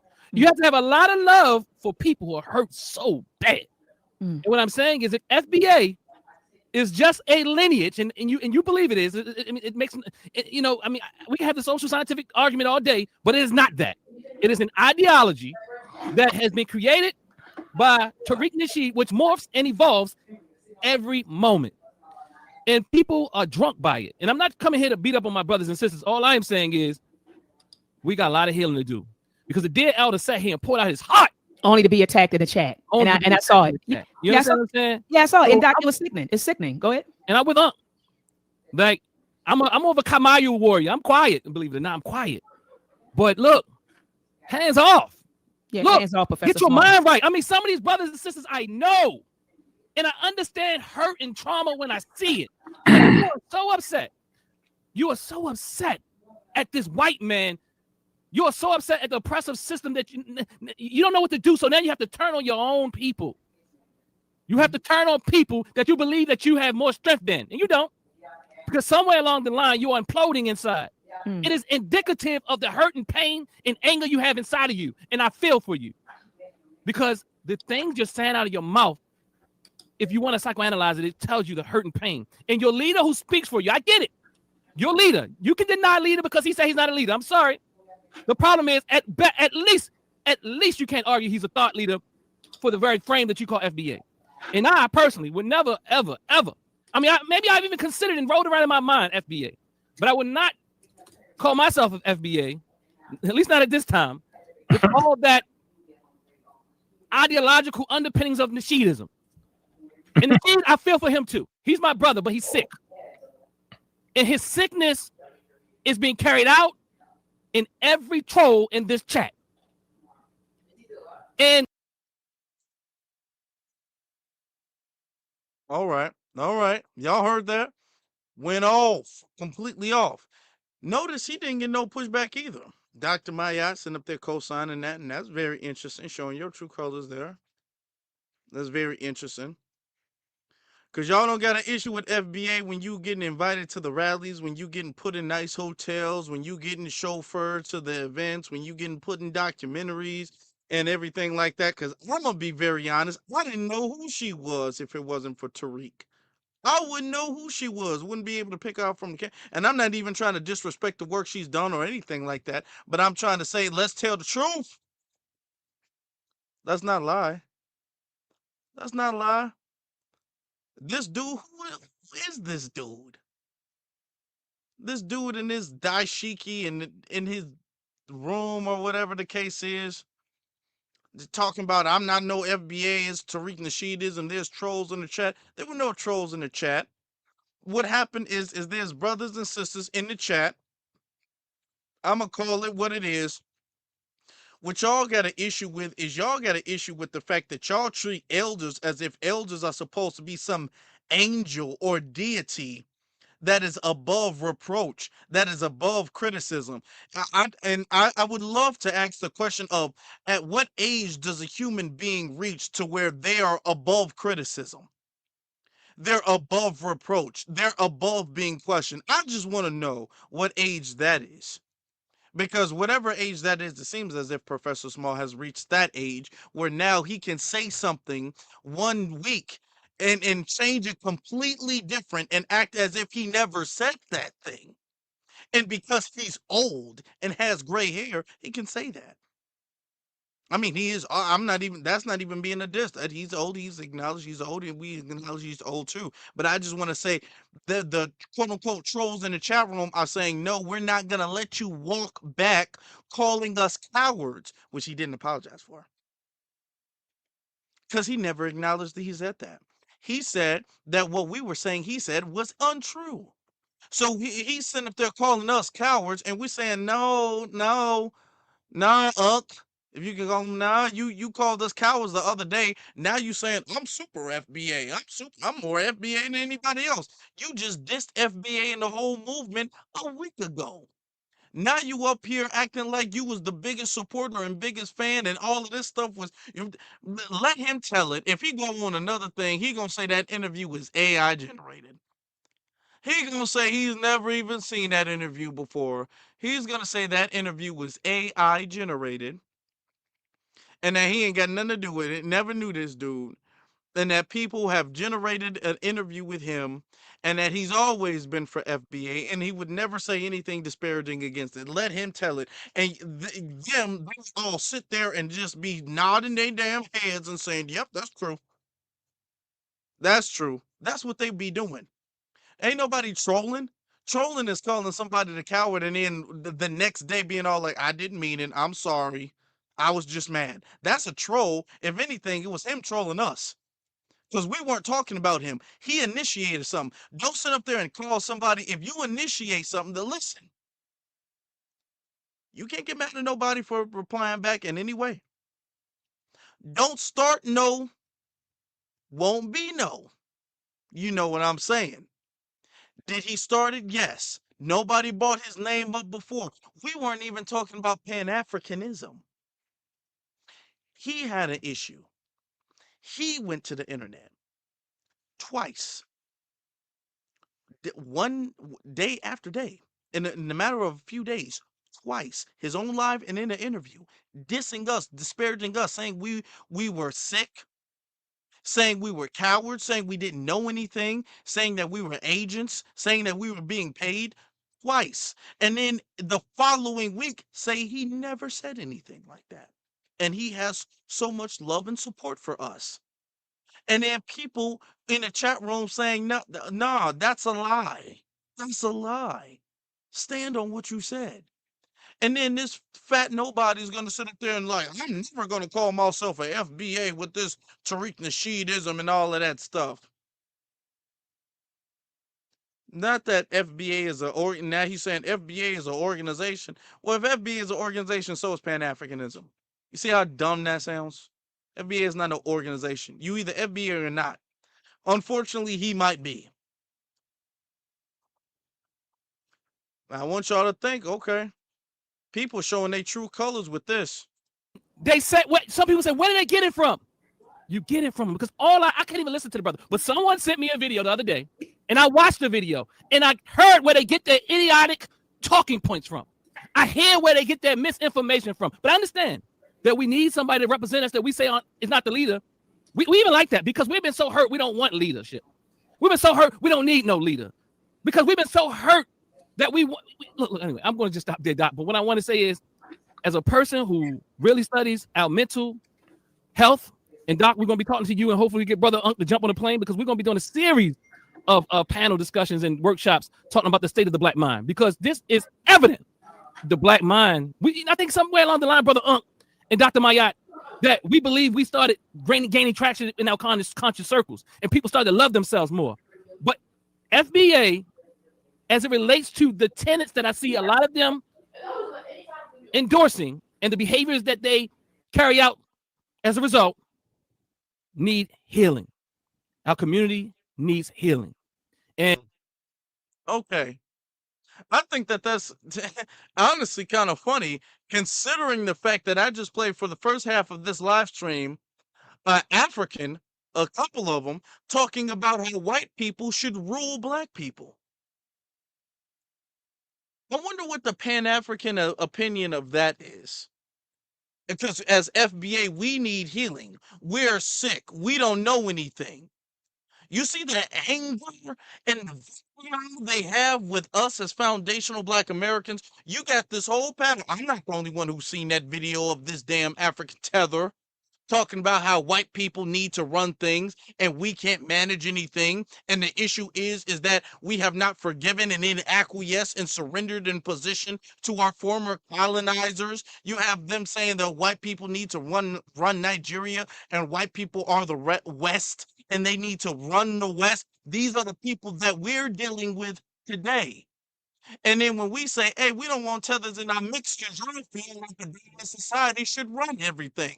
Then you say, with this fat ass, calling us the agents and saying that we're indoctrinated. This is why nobody pays attention. And they can do whatever panel. Nobody's showing up to that. Nobody's showing up to that. Nobody is going to bother showing up to that. Okay? Ain't nobody doing that no more. Sitting up there in the Zoom call wearing the dashiki. Who was doing that? I don't know if it's everybody saying the sound is muffled. I don't think it's me. I think it's YouTube, honestly. Because I've actually my microphone has not changed. The settings have not changed whatsoever from what it was yesterday. And it was not like that yesterday. So I'm gonna just turn it all the way up and see if it's like that. I apologize for that, y'all. I don't know what it is. But it's not anything I'm doing. But yeah, it's I don't know. But anyway, let's continue. And we gotta get back to this black is beautiful, black, all that black talk. Because I'm talking about African black. because you can be Indian, white, Eskimo, whatever you want to be, but you don't want to be African. I say that. Go. Was that the? No. I thought you was, but it's good. I was getting ready to chime in. Yeah, I was getting everything. Yeah, I was getting ready to chime in. I want to chime in. And as I told you, Doc, the other day, Dr. Joy DeGruy had her dissertation, I think, was entitled something like, heal the part that you hate or something like that. That's that African part. Something along those lines. I just wanted to say this. I'm glad Professor James Small came on the platform to, like I said, provide context and clarity about what he said on the guy from Kenya's podcast and these clips that we've been seeing from Transatlantic Productions, and also the clip that we saw. And I know which young brother he's talking about. He didn't want to say his name. He's talking about the brother Chase, who runs Voices of Our Ancestors on IG. He has another page called Foundational Black Americans, and I believe he posted the clip there. He may have posted it on Voices of Our Ancestors as well. But I've seen the clip, and I don't think that brother meant any harm when he posted the clip. But we have to be careful of the things we post. I don't think that he was malicious and he was trying to incite something, or start something. I don't think that Chase did that. I had the pleasure of meeting him when Brother Tariq Nasheed when he was filming American Maroon in Atlanta, Georgia, and I went down there and I met Chase. And he's a nice guy. He's a young guy. He's like in his late 20s maybe, and beautiful spirit, very humble brother. So I don't think that he posted that clip with the intention to get some stuff started. But the reality is what he posted did start some stuff. And so I think that the lesson should be, moving forward, we have to be mindful of the things that we post. Even Brother Ankh, he and I have had conversations behind closed doors. And first off, shout out to Chase. Chase is a solid brother. Shout out to Chase. Or we should be mindful of the things we say. What did Chase say something that was, first off, Chase didn't say anything. Those are Professor Small words. Those are his words. Those are Professor Small's words. He said those things. So she's talking about Chase needs to be more careful with what he posts. He posted a video of Professor Small. And he didn't edit it. He didn't cut it up to make it seem a certain way. Professor Small said he said that. And it's already out on the internet. That was no private thing. So what we're supposed to hide, what Professor Small is saying, what are we supposed to do? And then talk about Professor Small came here and added clarity. He walked back everything he said and denied it, and y'all sat there and allowed that to happen. And then watch. And then you want to talk about it did blow. I gotta say this. Then you want to talk about, well, yeah, I mean, he probably didn't mean for it to start anything, but it did start something. No. Because if Professor Smalls didn't like it, he could have easily contacted Chase. He's done things with Chase on multiple occasions and then asked Chase to take it down or anything like that.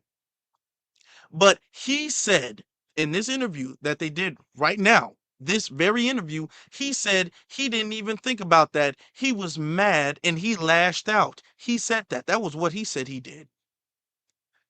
So you talk about it started something. The only reason why we're having this conversation right now is because of Professor Small.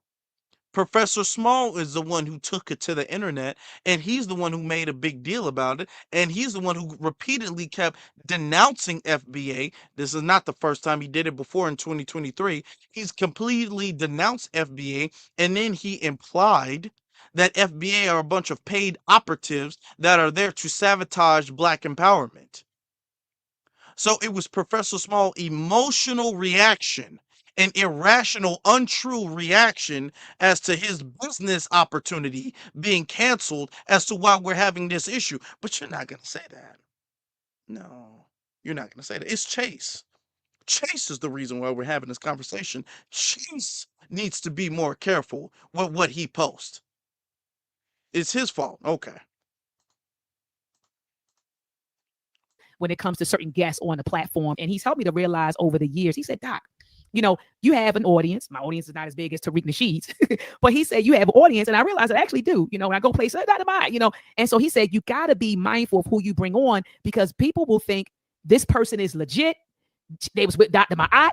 you know, and they were on your platform. And so therefore, yeah, I should follow them and I should listen to them. And even shout out to brother Knowledge Born a Lot. He said the same thing. There was somebody, one of the brothers who put out the clip, FBI, Professor James Small, FBI equals CIA operations. He said, I only followed that brother because you used to shout him out. You used to talk about him. And that's why I followed the brother. That's how I learned about him in the first place, you know, through you. And so we got to be mindful of the stuff, you know, the clips and the videos that we post online, the quotes, because people can misconstrue them, right? Or misinterpret them, right? And take them out of context. So that's the first thing that I wanted to say. The second thing, I don't appreciate what some of these brothers did. I'm thinking about George what's his name? Making Mason right now. He's another one who called himself going in on Professor James Small. He was the one that wrote the headline, Professor James Small calls Tariq Nasheed a CIA agent. And I'm sitting there listening to him babble for 10 minutes and I had to cut the damn video off.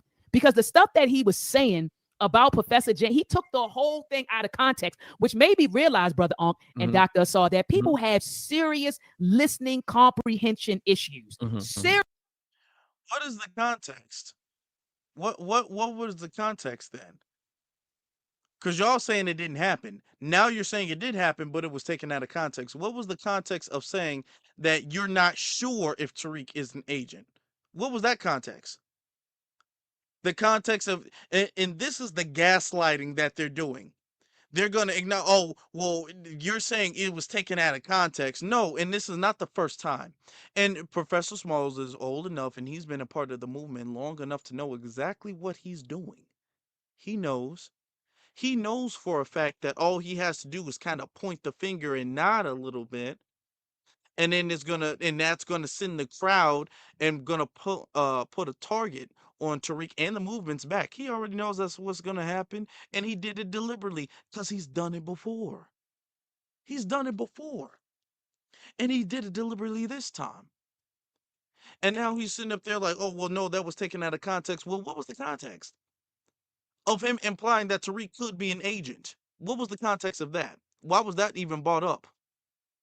And you're getting mad at Tariq, and the reason, and Tariq got bought up with a video, or when you're mad at a business deal that was canceled because Chase put a video out of something you said, and Tariq had absolutely nothing to do with it, not involved in this thing at all, and Professor Smalls decided to bring Tariq up and imply that Tariq was an agent. Just put that in context. All right? Put the whole thing in context then. I want you to think, where was Tariq in the picture to give a reason for Professor Small to even name drop Tariq? Professor Smalls did that. But are we going to hold everybody accountable? I don't know. No. Serious listening comprehension issues. They'll tell you something that you said and you're like, I didn't say that, you know, or this person said, and I'm sitting there and I used to get offended when someone would misperceive or misconstrue what I said. But then I realized some people have comprehension issues and we don't have a lot of thinkers. I don't even want to get into critical thinkers. I'm just talking about people who simply know how to think, because as I tell my students all the time, thinking is a skill that is developed. I said, we feel and believe more than we think. I tell people all the time, you feel and believe more than you think. People think, I tell my students, then to think in these IG streets and X or Twitter, you have a lot of people who have they have no listening comprehension skills, and they don't know how to think, let alone critically think. And so we're contending with that issue as well. And then the last thing I want to say before I land my plane and pass the mic to Brother Unc, it's a lot of coward ass niggas out here. Oh, Dr. Mott said niggas. Yes, cowards. You want to attack an 80-year-old man. And before we went live, somebody was like, yeah, I've been waiting to pull up on Professor James Small. Are you serious? Somebody's great-grandfather, somebody's grandfather, somebody's dad, pop. You talking about, I want to pull up on the people that killed Trayvon Martin. Go grab Zimmerman. Go grab some of these cops that's whipping our tails. Some of these white boys that then took the lives of black men, women, and children, and nobody did a damn thing about it. You want to pull up on Professor James Small, an 80-year-old elder who put in work. That man joined the movement at the age of 15 years old and put in work nonstop for the past 65 years, and you want to pull up on him. because of some statements that you misconstrued. Then you all want to take the daggone clips and put them out there and misrepresent what he said.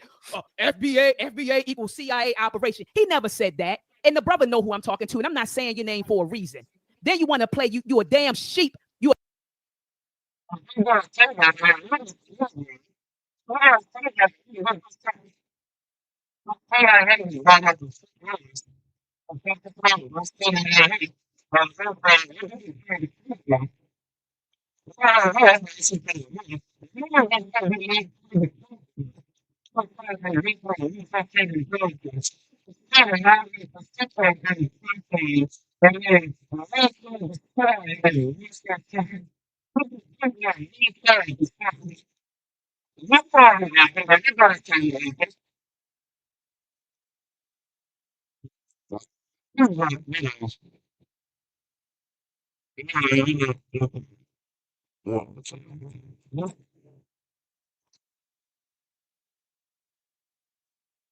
damn wolf in sheep's clothing because you sat there and you knew what you was doing, and then you wanted to be nice. Well, I'm just trying to critique the elder. You know, he's old. What do we do about him? You a damn wolf in sheep clothing, and we see you. And the only time you get views, because I looked at your whack ass channel, the only time you get views is when you put Professor James Small name in your damn video. Other than that, if you go to his channel, Dr. Asar, I see 50 views, 20 views. Nobody's watching. Nobody's watching. Only time he gets views is when he puts somebody's names in the title. He got to say Professor James Small or Tariq Nasheed. He got to say somebody's name in order to get views. Dude, you are a coward, and we see you. We see you. George Macon, you are a coward, and we see you. And I know you're going to put my name in the title because that's what these dudes do. Dr. Mahan, because they can't get views and clicks and comments until they call somebody. They got to, you get what I'm saying, brother? They got to start some controversy. They got to say something derogatory because otherwise nobody's watching these dudes. They're lame, and they are clowns, and you are men without honor. See, you're men without honor. I don't even call you men. That's why I keep saying these dudes, because the men that I know, they don't carry it like that. They don't get online and critique elders. What they do is actually call the elder and they have a conversation. That's what the men do. That's what men do. And I know because I've been around them. I've been brought up by them. I know how men move, and they don't move like that. When they got a problem or an issue with another man, they don't run to YouTube. They don't run to the internet. They go and they call and they pull up that man. I've actually watched Unc do it. Unc, I ain't gonna put your business out. Watch him do it. He don't run to the internet. I got a problem with so-and-so. Call so-and-so up and have the conversation. Real quick, like I said, I think YouTubers, first off, the numbers been kind of crazy. YouTube's been really tripping, right? How is my audio now? Okay. I know it's different this time, but just let me know. A lot of y'all said the audio would just really get janky the last couple seconds. How the audio right now? Before I break down exactly what she said, is okay. If it's okay, put the thumbs up emoji. I just want to see how many people. If it's okay. If it's not, then we're gonna let it play a little bit. I'm gonna doctor it up some more. The audio's fine. It's good. It's good. It's better. Okay. If it's not me, it's not me. There's nothing that's changed. So everything should be the same it was quite literally yesterday. So it's not me. But to what she just said, if you have an issue with somebody, I get this totally off screen so y'all can feel where I'm coming with this. If you have an issue with somebody, you should call them and you should reach out to them. Why didn't Professor Small do that? Why didn't he lead by example and do that? If he has an issue with Chase or something that Chase did, why didn't he call Chase? He could have called Chase. If he had an issue with something that Tariq did or Tariq is saying, he could have called and reached out to Tariq. That's the thing. You're not going to get mad at Professor Small for the same exact thing that you're saying. She's talking about sincere.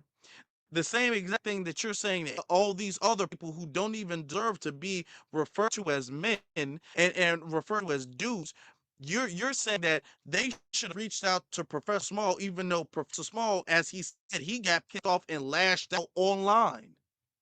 So he doesn't have to extend the same dignity and respect that he deserves.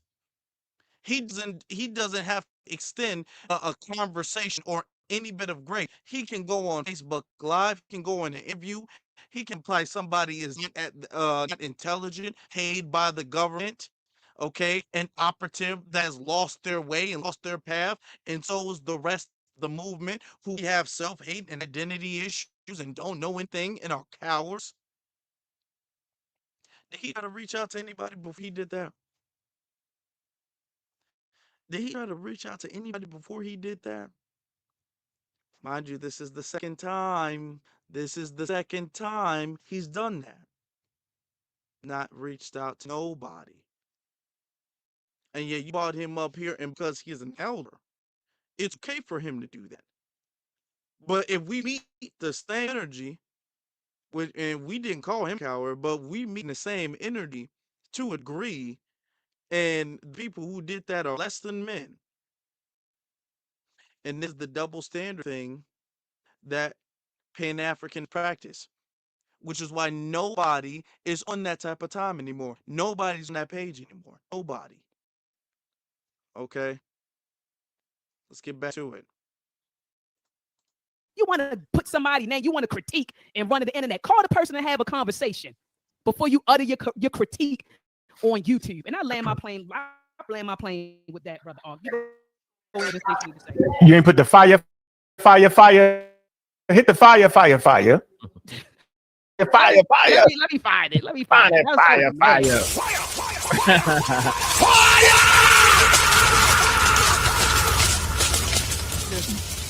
I'm sorry. Go ahead, brother. What you got to say? Okay. I'm gonna mute out. This where we at. This where the rubber meets the road. We're in a situation because we have people that tend to think that United States government will all of a sudden have clear understanding of who we are if we change the damn name. Craziest thing ever. You think a name change going to make people see you more than how they already see you? They already know who you are. They got the records. This is an area, right, that I know Dr. Mayat researched in because she gave me the daggone books. So just because you say FBA, nobody's going to think all of a sudden, oh, that's a hell of a lineage. Boy, that name right there really fit them. And we know they're a little bit different than the African Americans. Let me tell you what the FBA is. I'm going to say it. It's a pseudo operation from the start. How do I know it's a pseudo operation? Because the museum itself is a pseudo museum. It's not a professional curated museum. It does not meet the standards. Okay, I'm going to say this again. When I hear the word museum, I'm looking for a certain standard. I'm not looking for a whole bunch of pseudos and pseudo history. It does us no good now. To be honest with you, Brother Tariq, he set out to do that, and I commend him for doing that.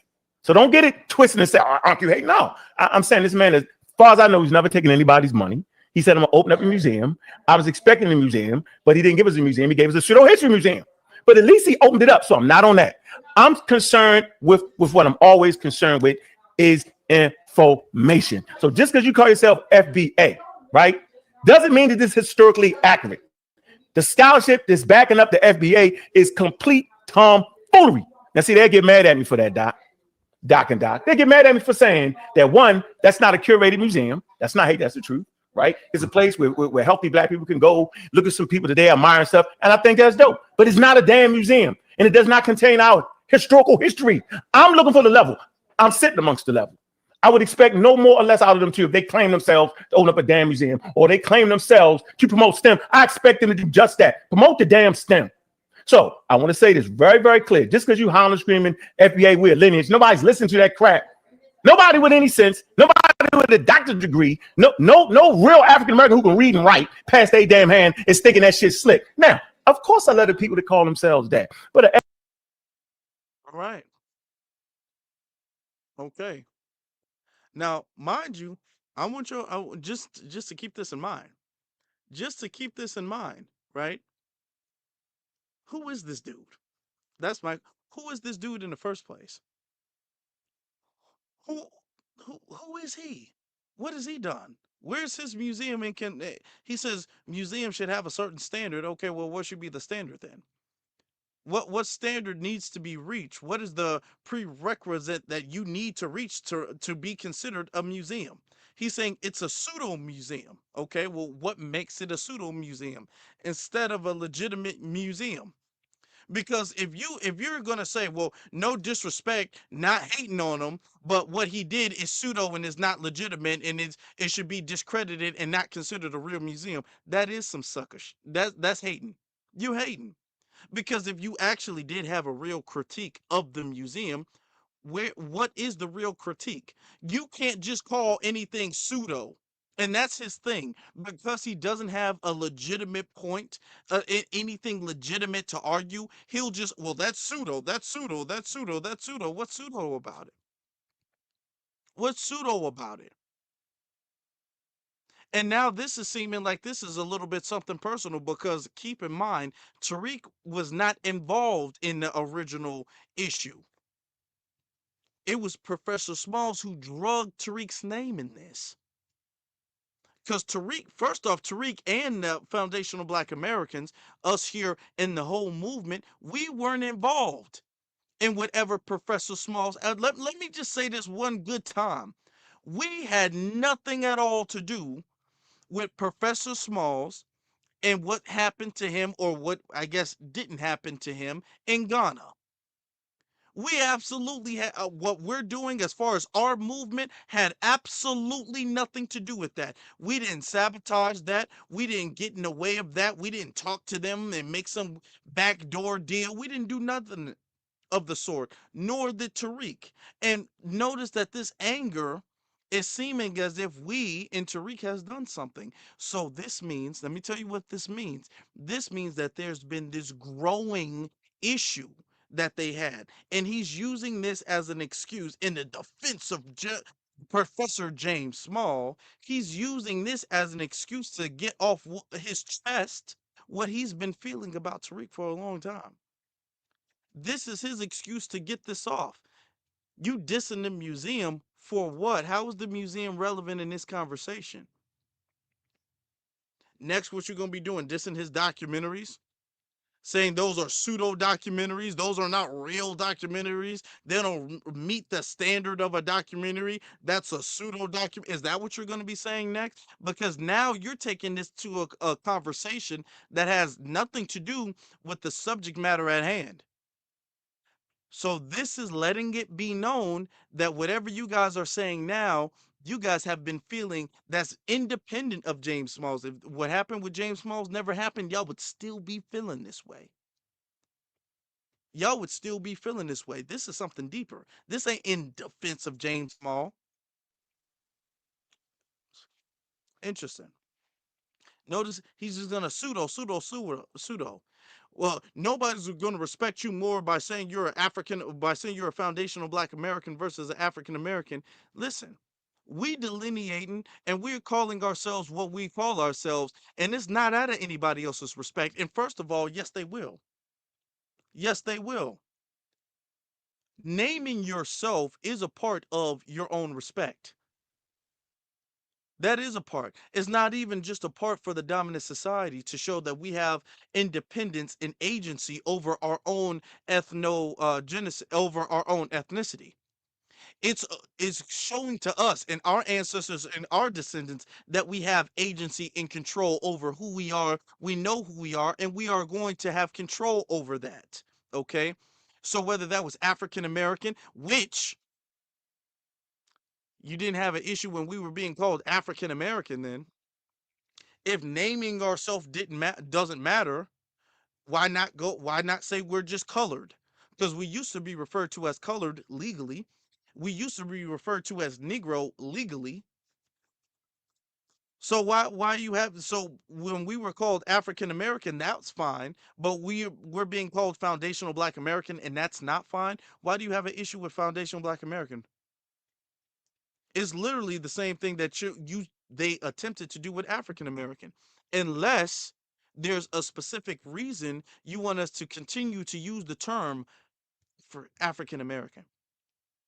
And at this point, anybody who wants us to continue to use the term African American is doing so with malicious intent, as far as I am concerned.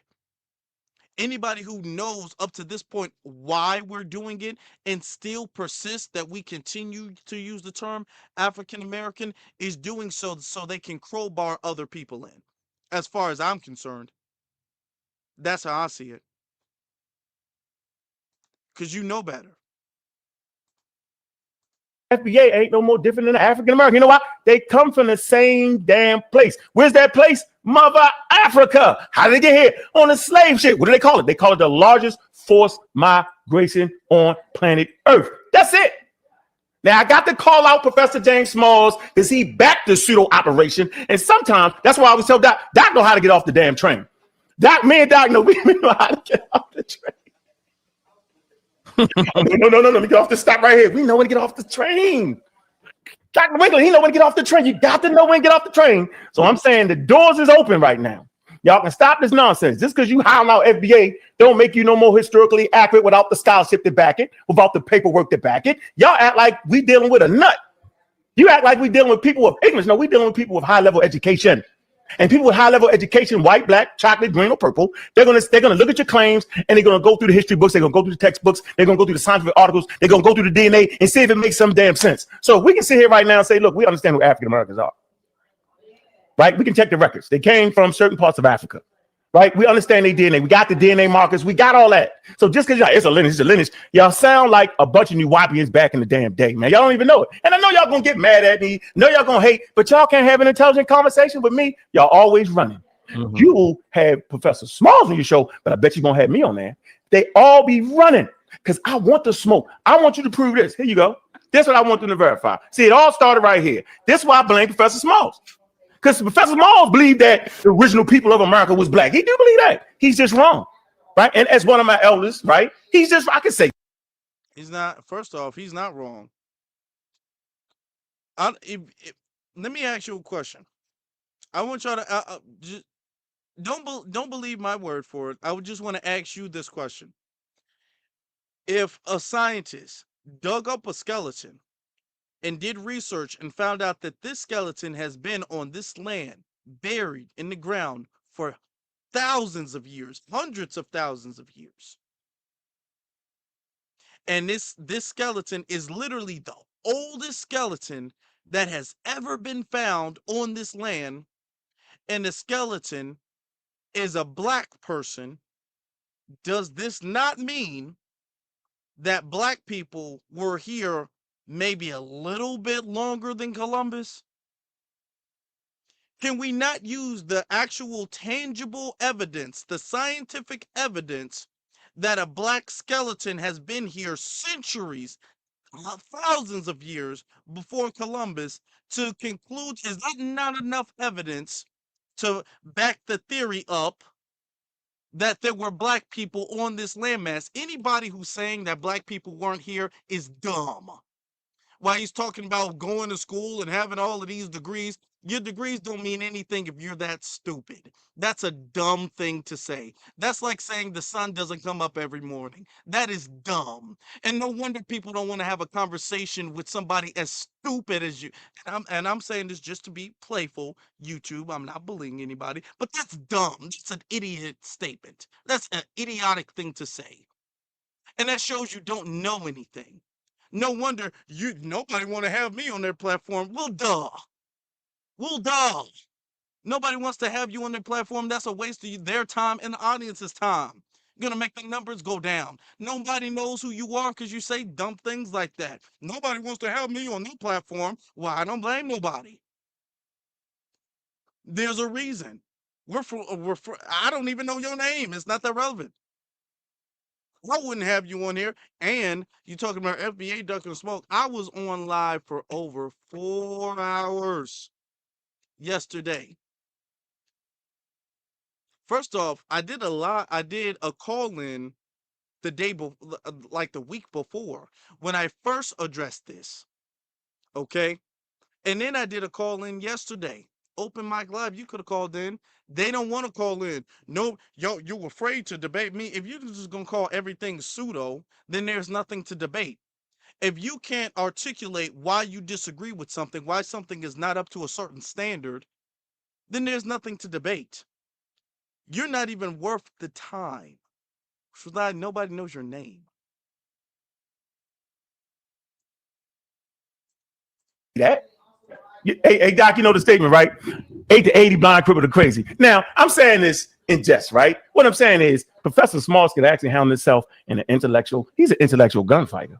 So I might disagree a little bit with Dr. Meow when she says they're attacking the 80-year-old man. That 80-year-old man His thoughts are very clear, very exact, and very positive. And he can handle an intelligent conversation. And you ain't gonna get up there cussing him out and all that, howling and screaming like I be doing in the back chats and all that. But you can have an intelligent conversation. He can defend his position, right? So what I'm saying is, if he would have cut it off early in the game and say, wait a minute, because I told him 10 years ago that information ain't gonna fly with this next generation. Lo and behold, to promote the wild information that I thought that this generation wouldn't fly with. Lo and behold, the fake Indians popped up. You know what? They're suffering from an identity crisis. See, I can say that. How do I know they're suffering from an identity crisis? Because all the available information says that. When you claim yourself to be a Hebrew Israelite, when you claim yourself to be a FBA, when you claim yourself to be anything but an African American that came from Africa, they got caught up in the largest forced migration, you don't got no heart on that. So here's the statement, Doc, and I'm gonna close it out with a statement. Here you go. This how I know it's all foolery. They can't defend this. So that's one thing y'all gonna have to step away from. Yeah, you may play with the word FBA, but I'll be damned if you ain't gonna step away from acting like the first people in America was black people. That's one thing. We share my screen, Doc. That's what we not gonna do. We ain't doing that. Yeah, we ain't gonna do that. Nope. Oh, I'm getting ready to close out, brother. Look, what you talking about? It's a clip. Okay, all right. I'm about to say I'm getting ready to close this bad boy. And there's direct routes from Africa to the Americas. Forget about the Bering Strait and all that walking. You can take boats over here, and there's rivers within the ocean that'll take you directly here. So there's 100% proof, and it's factual that there were black people here. Right there. The next clip. I can't think of the name of the book, but this was from. I'm gonna have to post. I'll post a page from the book probably tomorrow on Twitter. This book is from 1894, and they were talking about Native American tribes, and these are white people, and they said that the Yamasee tribe, because they kept talking about all these East Coast Native American tribes, Aboriginal tribes, and talking about how damn black they were. They were talking about the Yamasee people, and they talking about how black they were. And they said, these are white people who said that the Yamasee, they came over here from Africa before Columbus. They said the Yamasee came over here from Africa. These are white people saying this in the 1800s. And just so many other documented records saying how black they were. And there's other documented records of explorers and other people talking about those East Coast Indians, those East Coast Native Americans. And we finish it with this. Your lineage has nothing to. So how did your lineage get here? Let me explain again. There was an ethnogenesis between black explorers, black Aboriginal people, and black enslaved. There were three waves of black people who were here. There were already the black Aboriginals that were here. Those were some of the Yamasee people who were on the East Coast. These were some of the black Aboriginals that the European explorers said they saw when they got here. Then, bro, what, bro, come on, man. Like, come on, what? There's no proof that there was black Aboriginals from Native to America before the slave trade. Okay, go get a book. When I name books, I give references. Get the book by a white man, and Von Wutenau. He wrote a book with a lot of pictures in it. Now I'm gonna end it right there. Right, I don't have nothing to say about that. That's my issue with this whole thing. That's my issue with Professor Smalls. He didn't check the nonsense at the door, man. You see, if you check that at the door, make them be clear, make them back it up with the academic studies, use STEM to identify and verify who we are, then you wouldn't have a problem with me. Never said you was a crook, never said that. What I'm saying is you're incapable of giving us our history accurately. You have proven this. You've roused up a whole bunch of people that suffer from identity crisis. You rouse them up like a bunch of hungry wolves. You have miseducated them. That's my issue. My issue is that it's the same vein. It's the same vein of pseudoscientific ideas, misinformation that will turn to disinformation. And then he did all of that and he didn't disprove anything Tariq has said. Tariq actually gave receipts. He gave up books and he gave resources, names, dates, land, times that people came. Tariq actually said, oh, you can go look this up. You can go look this up and you can go look this up and get this book. And there's pictures over here and there's pictures over here. And you're just going to say that's pseudo. No, you can't do that. If you're going to bring up some clips, you got to at least bring up some clip to refute anything he's saying. He brought up several clips of Tariq talking about us as foundational Black American and our indigenous history in this land. which goes to show, because if this is the same thing that Professor Small has been saying for years now, it goes to show his issue with Tariq has nothing to do with Professor Small. And every time, and this is why Professor Small needs to stop doing this, because every time Professor Small does this, he has a whole bunch of people who have a pre-existing issue with Tariq and the movement. Because what he has an issue with is not just Tariq, it's with Foundation Black Americans in general. Him and that other fat light-skinned dude, they have an issue with Foundational Black Americans in general, and they're using the defense of Professor Small to attack the movement because they have an issue with the movement. It's not out of defending Professor Small, which is why they're so passionate and mad. No, you just don't like us not identifying as African American. And remember, I said, why is it that you want us to be referred to as African American so badly? You want us to be referred to as African American so other groups of people can be referred to as African American. So that makes me think, where are your people from? Where's your lineage from? With you making this argument that you're not even disproving. All he has done, he's brought up several clips. Somebody say stop the colorism and body shaming. Okay, let me be nice. I'm gonna be nice. I'm gonna stop the colorism and let me stop that. Let me stop. Stop the colorism and body shaming. Okay, let me be nice now. I'm gonna stop it. Sometimes I get ahead of myself. I get carried away. Okay. All right, I got you. I got you. Okay, anyway. Um all he's done, he's brought up multiple clips, and it's interesting because he had those clips loaded up. He was ready to go on this segment of dissing Tariq and Tariq's ideology, which has absolutely nothing to do with Professor Small, right? But he has all these clips loaded up, but he ain't got a single one that refutes anything Tariq said. Does he? Does he? He said, yeah, colorism, I'm light skinned too, y'all. I mean, if anybody could diss light skinned people, I think it should be me, but I guess not. It's okay. All right. Okay, then it is what it is. Let me not even do that because I know how easily, and that's one thing when it comes to being online. I know how very easily the light skin versus dark skin thing can start resurfacing. So I don't even want to be responsible for that. So let me stop. Even though I do think I should at least be able to get my own people, not my own people, but I should at least be able to get on my own skin tone. I should at least be able to do that. But I understand how easily the light skin and dark skin thing can resurface, and I don't want to be responsible for none of that. So let me cut that out. Okay? Let me stop that.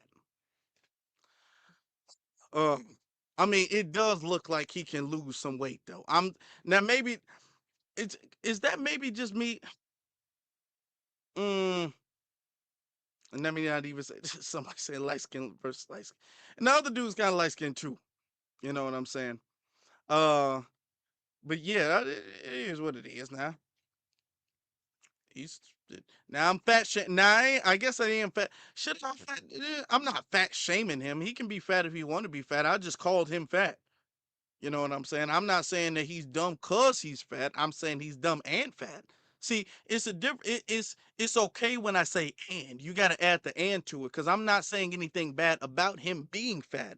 I'm stating a fact about him. Like if I said you're dumb and you have a beard, I'm not saying you're dumb because you have a beard. I'm saying you're dumb and you have a beard. So I'm safe with that. Okay. I'm not even dissing the fact that he's light skinned, that emotional stuff like that, because I'm not emotional and I'm light skinned. I'm not saying he's emotional because he's light skinned. I'm saying he's emotional and he's light skinned, just in case some of y'all might not be looking at the camera and you want a description of what he's looking like. He's a fat, emotional, light skinned person. I'm not saying all of those things are synonymous with each other. I'm just saying that he happens to have all of those characteristics. So let me be mature. Let me not do that. Let me be mature with it. Let me just stick to the facts. All right. I went on a whole thing about light skin. Oh, wow. I didn't even think I was gonna go that deep with it. disrespectful fucks at the end of the day. They disrespectful with wild information. They stick their chests out as if they can stand up in an academic setting and pull that off. They can't. And you know what? And this is the thing. I'm gonna say this too. You can't do this in an academic setting or whatever. This is why nobody cares or gives a damn about y'all degrees no more. And this is the part of the movement where you guys are arguing and you're getting mad because your degrees that you thought made you the authority on the subject doesn't matter. Because degrees only matter when the society feels like the degrees matter. A degree is a piece of paper. The degree shows that you know something, it verifies that you've studied something, and I guess that has some merit in and of itself. But the thing is that if the degrees give you legitimacy, if the person feels as if that degree is legitimate.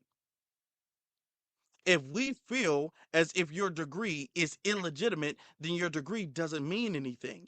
And you guys earned your degree, and I will give you your credit for that. And I don't have anything against degrees, but you guys felt as if you earning this degree is going to make you the authority on the black community or the authority on the subject of black history. And now we're saying, no, you're not.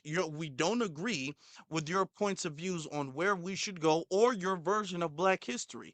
Therefore, and what we're realizing now is that most of the people who try to flash their degrees, these degree flashers, most of y'all are indoctrinated. Most of y'all have gotten your degrees so you can join this social club. Truth be told, most of your degrees don't translate to anything. I was saying this earlier today. You know what? I'm gonna land it right here. And get that off the thing. I was saying this earlier today. We have thousands of black people with degrees. We talk about degrees and education all the time, and I believe that we should have education. But I feel as if, and I'm glad that the movement is starting to reprioritize where we are and what we need to be focusing on. And I have nothing against degrees. I have nothing against going to college and getting your master's and getting all that stuff and learning more and experiencing more. I have absolutely nothing against that. But what I do have a thing with is when people try to use degrees as trophies and therefore make them the authority of a community. Where was Malcolm X's degree? Did he need one? We got great people. I mean, we got people who we aspire to be. Most of black society, you I'm gonna be. Let me be abundantly clear. Most of the people that we revere in Black society, most of the people we look up to and get inspiration from, they don't get no damn master's degrees. They don't get no PhD. We do have some that do. Dr. King, Huey Newton, of course, and we respect them for that. But we are not, and this is what we need to understand in our culture. We are not a culture that sits up there and says, well, if you got a degree, then that you can speak. If you don't have a degree, then your opinion is illegitimate. We have never been like that, and we're not being like that now. It was only after the civil rights generations to where the dominant society tried to give this big push to the whole HBCUs and the Divine Nines and the AKAs and the Alphas and the Betas and Omegas and whatever organizations and a big boule, and that boule boost that started to surface right after the civil rights generation. Because during that time, we've never put this much stake and claim and authority and legitimacy on somebody specifically because they had a degree. I'm not saying that you are illegitimate if you have a degree, but we're not saying, well, if you have a degree, that means you're a good spokesman. We've never done that. It was only after that where they said, you know what, if we don't want, and this is something that they did because they looked at Fred Hampton at the age of 21 years old and how he was able to galvanize and lead an entire community without a degree. They said, you know what, we don't want another one of him. We can't have these people. So what we're going to do is we're going to put the planted leaders in the community. We're going to put you here, you here, you here, you here. And we're going to have schools be a indoctrination center. So when people come in, the people who leave with the degrees, they've already been sanitized and colonized and brainwashed. So that way they're not going to successfully buck against the system. That's why. And as you can see, right after the civil rights generation, we had a boom, a wave of black people going to school and getting degrees. After the end of segregation, black people were going to more schools than black people were before. Black people were getting degrees, especially in the 90s, 2000s, a big boost to HBCUs. You saw all of the damn black sitcoms talk about some HBCU this and HBCU that, and AKA and Alpha and Beta and Omega and whatever other Greek letter that they love to wear on their chest. And you ain't seen nothing done with that. Nothing. And that's the way they intended that to be. That's the way they intended that to be, with these little social clubs that they feel make them the better version of black. They feel put them on the pedestal above black. Do you understand? And we've been doing this thing of prioritizing education. Education, and education makes you legitimate. And now you see damn near 9 out of 10 people with a degree is a damn Democrat shill sellout who's against the reparations movement, who's against what we're doing as foundational black Americans. That's what we have to deal with. So I'm on the verge, and when I tell you I'm like this close. I'm like that close, y'all. I'm like that close to saying I'm writing off everybody with a degree. And I don't want to do that. And I'm not going to do that because I know some solid, hardcore, 10 toes down riders, black brothers and sisters who have degrees, master's degrees, PhDs, and all of that stuff. So out of respect for those brothers and sisters, I'm not going to write everybody who has a degree, because I know some personally who does do some. Okay.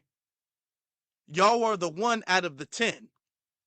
But the rest of the non-folk are sellouts. I'ma just say that. And it's about time we do. It's about time we talk about you're never gonna go to an academic thing. Yeah, because all of y'all are bootlegs. All of y'all, what are you doing? With all of your achievements and all of this academics, what are you doing? How is that translating into anything tangible? You got more people who don't have degrees who are doing things that are translating into tangibles than you have with people who do have degrees who are doing things tangible.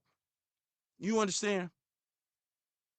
Well, this is why nobody says you might put a doctor in front of your name or a professor, but that don't make you an authority. It don't. It just don't. And it shouldn't. Because even if that made your history true, that doesn't verify your allegiance, and that's the most important thing. Because a lot of you guys is not only is your history compromised, because we can argue about history, how we got here, when we got here, whatever the case may be, we can argue about that, but where is your allegiance? And a lot of y'all got your allegiance compromised. And that's what we're seeing now. With the boulets and all of that, that's what we're seeing now. And I'm going to tell you one thing. The brothers and sisters who have degrees and who are 10 toes down, who are riders, they don't even bring it up. How you know that is because if you ask them, hey, do you have a degree? They'd be like, yeah, I do. I have a degree. There's a lot of them who do. We're very smart people. It's a lot of black brothers and sisters who have degrees in different fields and all of that stuff, but they don't bring it up. Because they already know that doesn't make them legitimate. That doesn't give them authority or even credibility. That doesn't verify their loyalty of the community having a degree. So the brothers and sisters who have degrees and who are about the movement don't even bring their degrees up. The people who are bringing their degrees up are the people who are trying to be put in a position. They feel that their degree means that they should be assigned a leadership position in the movement. That's what they feel. So when I hear people constantly bringing up their degrees, when I hear people constantly bringing up being a part of a sorority or fraternity or some other organization or whatever the case is, I already know, oh, that's a red flag. That's somebody who I ain't even messing with. Because why would you feel the need to bring that up? Hey, no, we're not doing that. We're learning from mistakes now, and that was a really bad mistake. It was a mistake not done by us, not naturally. It didn't happen organically. It was implanted because the dominant society said, instead of executing your leaders, because we're seeing how that turned out with Dr. King and Malcolm X and Fred Hampton and the Black Panther Party. We can't be out there just sniping everybody. We got to stop doing that. So what we need to start doing is putting controlled opposition in there. So in order for the controlled opposition, we need to bestow some legitimacy. So we'll give you a degree, and you go out there and wag your degree in front of everybody, and then the community will naturally assign you a leadership position. And that has worked for a very long time. And right now it's not working. It's not even working anymore. I'm letting you know. Think about it. Think about somebody you actually feel like is a legitimate activist, a legitimate representative of the movement, of the culture, of foundational Black Americans, a legitimate brother or sister. Do they bring up their degree all the time? They might mention it if the subject pertains to education or degree or some field. They might mention it, but do they bring it up all the time? Do they bring up some fraternity or sorority they were in all the time? Do they even bring those things up? Most of the time when y'all find out somebody had a degree, y'all been probably listening to them for years. And then they brought it up casually. It was like, oh, wow, I didn't even know you had a degree. Because they never brought it up. I'm telling you, the people who always bring it up, well, academically and educationally and in this library and in this thing, and mm-mm, mm-mm, mm-mm. Telling you that's a red flag. Because these people are coming from the same institutions that kicked Dr. Frances Cress Welsing out, who was an actual doctor with a degree. She actually was a doctor, and they removed her, these institutions. So these institutions are not places of Black empowerment. These institutions are indoctrination centers and indoctrination camps. And the people who brag about that, not utilizing that for the benefit of the community, the people who brag about those things are the people who understand their assignment and are being mad that their desired position that they thought that they were going to be given is not being given to them. And it shouldn't be. And it won't be. It won't be. Talking about some damn degree. But I'm gonna let it finish to get, because his issue with Tariq is a personal issue. It ain't got nothing to do with Smalls. I just wanted to end with that. And I want to say this, Brother Ankh, too, because this is how much of cowards. There's a lot of cowards. I'm looking in the chat. There's just a bunch of cowards in the chat and online. Brother Ankh and Dr. Saw, these are grown men, okay, with their own thoughts, their own feelings, their own beliefs, okay?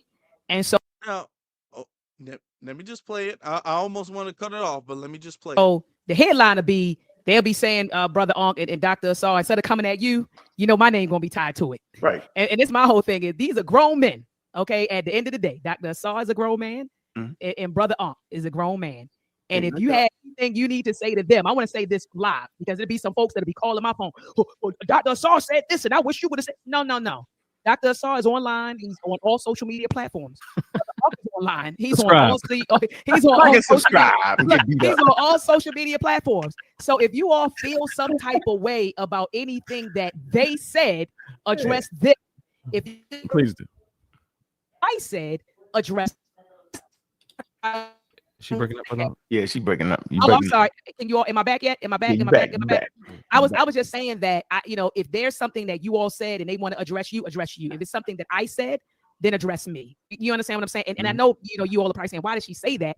Because I catch a lot of flack for things you say out your mouth, and I tell you, if you have an issue with what Ankh says out of his mouth, talk to Ankh. If you have an issue with anything Dr. Saw said, talk to Dr. Saw. And if you have an issue with anything I said tonight, come talk to me. Okay, but please don't come talk to me about anything that Dr. Asar said and anything that Brother Ankh said. And I land my plane with that. Dr. Asar, do you have any closing words for the listening audience? No, and I'm gonna be honest. I think that that's kind of cowardly and that's irresponsible. She was talking about you got it. She was talking, and now keep in mind, she was talking to Chase and told Chase that Chase needs to be responsible for what he posts, and yet you're having people on your platform and saying, "Hey, what they said ain't got nothing to do with me."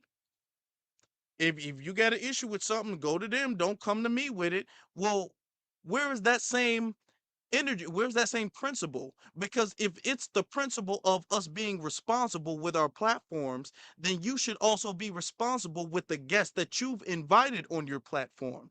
And if the guests that you've invited on your platform that you're not giving pushback to, which means you co-sign, is saying something, talking out the side of their neck about foundational Black Americans, don't go around saying, you know what, I didn't say it, he said it. No, you invited them on your platform. And you opened up by saying Chase needs to be more responsible with what he posts. So where's your responsibility? I'm not saying that we shouldn't hold them accountable. I feel like as adults, we should all hold ourselves accountable and we should hold people accountable for what they say. But if I bought Myron Gaines on my platform, and me and Myron Gaines and some other Brian Donalds or whatever, Candace Owens or whoever, if we were having a conversation, I don't want to be like, well, if you guys have an issue with Myron, go to Myron. Don't come to me. Y'all would look at me like I'm crazy. Y'all would look at me like, wait, but you had him on your platform and you didn't push back. You didn't refute anything he was saying. So how are we not supposed to know if that how are we supposed to know you don't agree? If you're not going to at least say you disagree, even if you don't push back and argue with them. But if you don't verbally disagree, if you don't give us any indication that that's not how you feel, how are we supposed to separate the guests that you've invited on your platform to how you feel? How does that make sense? If I have him on my platform and I'm allowing him to talk out the side of his neck, I have to be responsible for that if I'm not going to push back against that. And that's the same amount of responsibility that she was saying Chase needs to have. So what is up with y'all wanting to wag your finger and talk about everybody else's responsibility or lack thereof, and yet you don't even hold yourself to the same principle? The fact that you allowed him to talk out the side of his neck, and that's because you don't want to be cut off by Tariq like that, because Professor James Small is already cut off. Tariq already announced that. He's done that. He says he's washing his hands. He's out the movie, the Hidden Color 6 movie. He says he's actually gonna remaster that. And he's gonna completely take him completely out. He says the museum, he's gonna completely take him out. So Tariq has washed his hands. But yet you don't want to really, man, come on now. You don't want to really burn that bridge. And now you saying, well, what they said, they ain't got nothing to do with me. So you want to give yourself a little exit? Is what you want to do? So when people say something about you, you can be all like, well, no, I didn't say that. That was Unc and that was this other. I didn't say that's how y'all moving. That's how the Pan-Africanists are moving now. Y'all really dodgy like that? Y'all scary like really? That's how y'all moving. Okay. It's not gonna work. It's just not gonna work. I'm not even saying that you gotta. There's been guests I've had on the platform that said some things, and I'm like, I don't know about that. That's cool. I feel like as YouTube, you should be able to have guests on here that you don't fully agree with all the way. I've had guests on here that I don't fully agree with. I've done interviews with people that I don't fully agree with 100% on every single subject and every single issue or their perspective on everything. And if they say it and that I don't say anything. Now, some of the I would say the issues are so minute, I don't even refute it. It's like if they say I like apples and I say I like oranges, I'm just okay. They like apples. It is what it is. But if I've never had a guest come up here and then diss somebody or say something and then me not say anything. The other day when I said and this is to show my level of integrity. When I've had callers call in and they were talking about other YouTubers and other people with their platform, I said, "Hey, hold on, because I don't know the full context of the subject you're discussing. The people that you're mentioning, I have not heard those people say those things. I'm not saying the caller is incorrect. It could be truth to that, but I haven't heard you say that. And if I don't push back against it, it's going to seem as if I'm co-signing what you're saying as a caller. So I can't just let that slide. So I got to at least say that I'm not condoning what this caller is saying.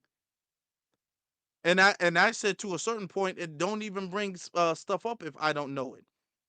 But you're allowing somebody to diss somebody that you know personally, and then say, "Well, he said it, not me," on your platform though, and you gave no pushback to it. Okay, all right, you gave no pushback. All right, and you don't want to get cut off, but we already know what type of time all of y'all was on. Honestly, I'm telling you that paying that for stuff is over with. And all this shady little underhanded stuff that y'all have been doing, that yeah, that's over with you. Let me get to the super chats because we got some good super chats. Appreciate y'all. Well, we up late. I didn't even recognize how long we were on, and that's probably because we had like 80,000 people watching. You know what I'm saying? I mean, that number kind of gets you. I only wish the audio was doing better. Uh, Jay says every non-FBA on Earth is obsessed with us. That's true. We live so rent free in everybody's mind. It's insane. It is insane. That's very true, and thank you for that, Jay. I appreciate you. Um, Squab King. Squab King says all of them up there are feds, masons, or connected to scam African leftist think tanks and universities, allegedly. I like the word allegedly. I like it. But yeah, yeah, a lot of them um say Red Isma says blacks want leaders so they don't have to do anything. Which is why in this movement we don't have any leaders. We don't have leaders, and it's not because the other guy said we don't have leaders because we don't trust nobody. Well, no. The reason why Foundation Black Americans we don't have leaders is because this movement is leaderless. Is because we've evolved from the necessity of needing a leader. We don't need leaders. We do have people who are, I would use the word maybe thought leaders would be the closest thing I could say. People who represent, they're not the representatives, but they represent the movement or the lineage. That's the closest thing I would say, but they're not leaders. They're not the ones who have the authority of the community. They're not the ones who are the representative of the community. They represent the community, but they're not the representative, if you know what I mean. Okay? That's the closest thing that I would say. And that's what it should be. This should be a leaderless movement. This is why we're getting so far ahead. And they keep trying to put the leader jacket on Tariq because they feel like, and I said this yesterday, I'm going to say it again. They feel like if they could just stop Tariq after successfully putting the leadership jacket on him, that everything else is going to start falling apart. And it's not going to work. That plan is never going to work. And they keep trying to do it. They're desperately trying to do it by putting, and even you saw that in that very interview. In this interview right here, you saw them refer to Tariq as the leader. You saw that. It's interesting when Pan-Africanists say that, because who is the leader of Pan-Africanism? Now think about that. They want to say that FBA is something that is being led by Tariq. Well, who is Pan-Africanism being led by? Now, They don't want to put a leader jacket in the Pan-African movement on anybody, but they want to put a leader jacket on the Foundation of Black American movement, or delineation, rather. They want to put a leader jacket on us. You think about that? Who's the leader of Pan-Africanism? Is it Professor James Small? Is it Dr. Umar? Is it one of them? Like, who is that? Who can say, who does Pan-Africanism and everybody who believes that say is this is the leader of Pan-Africanism? They don't put a leader jacket on them, but yet they're consistently trying to put a leader jacket on somebody in this movement. You think about that. And the reason why they're doing that, to put the leader jacket on somebody in this movement, is because they want to shut the movement down. That's the only reason. Let's get to the Jacoby. Jacoby says it doesn't matter if it was taken out of context, or if the fact of the matter is, or it says or not. The fact of the matter is CIA is thrown into conversation. It is. It was thrown into the conversation, and it wasn't implied. Yeah, that's true. If you don't want people to take your words out of context, don't say it. Thank you. Okay. And it was implied. That wasn't implied. It was implied. You have to understand, when you use the word CIA was not the subject. He brought it up. And it's disingenuous when you're saying, well, it was taken out of context. Well, what context would you bring Tariq and CIA up? What context would it fit? If we're taking it out of context, you didn't pull the clip up to say, oh no, this was the context of what I said. This is the full context. They didn't do that because it was in context. And it was not the first time he said it either.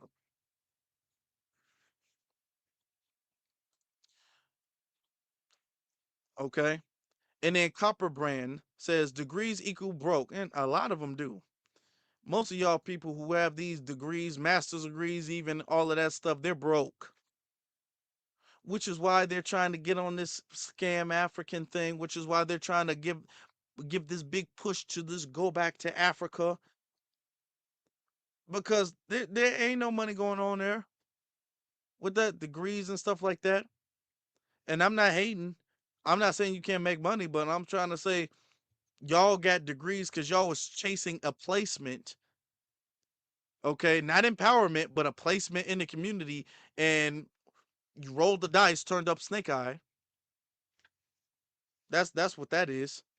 That's why y'all trying to convince people to go back to the motherland. Let's get this one. Come on, what's going on? Oh, there it is. There it is. My brother Cyberdine, he sends a super sticker and a super chat. And he says, keep doing what you're doing, brother Afro. Thank you very much. What I'm going to be doing now, I really got to fix my audio. First off, shout out to every single last one of y'all for the super chats. I appreciate y'all.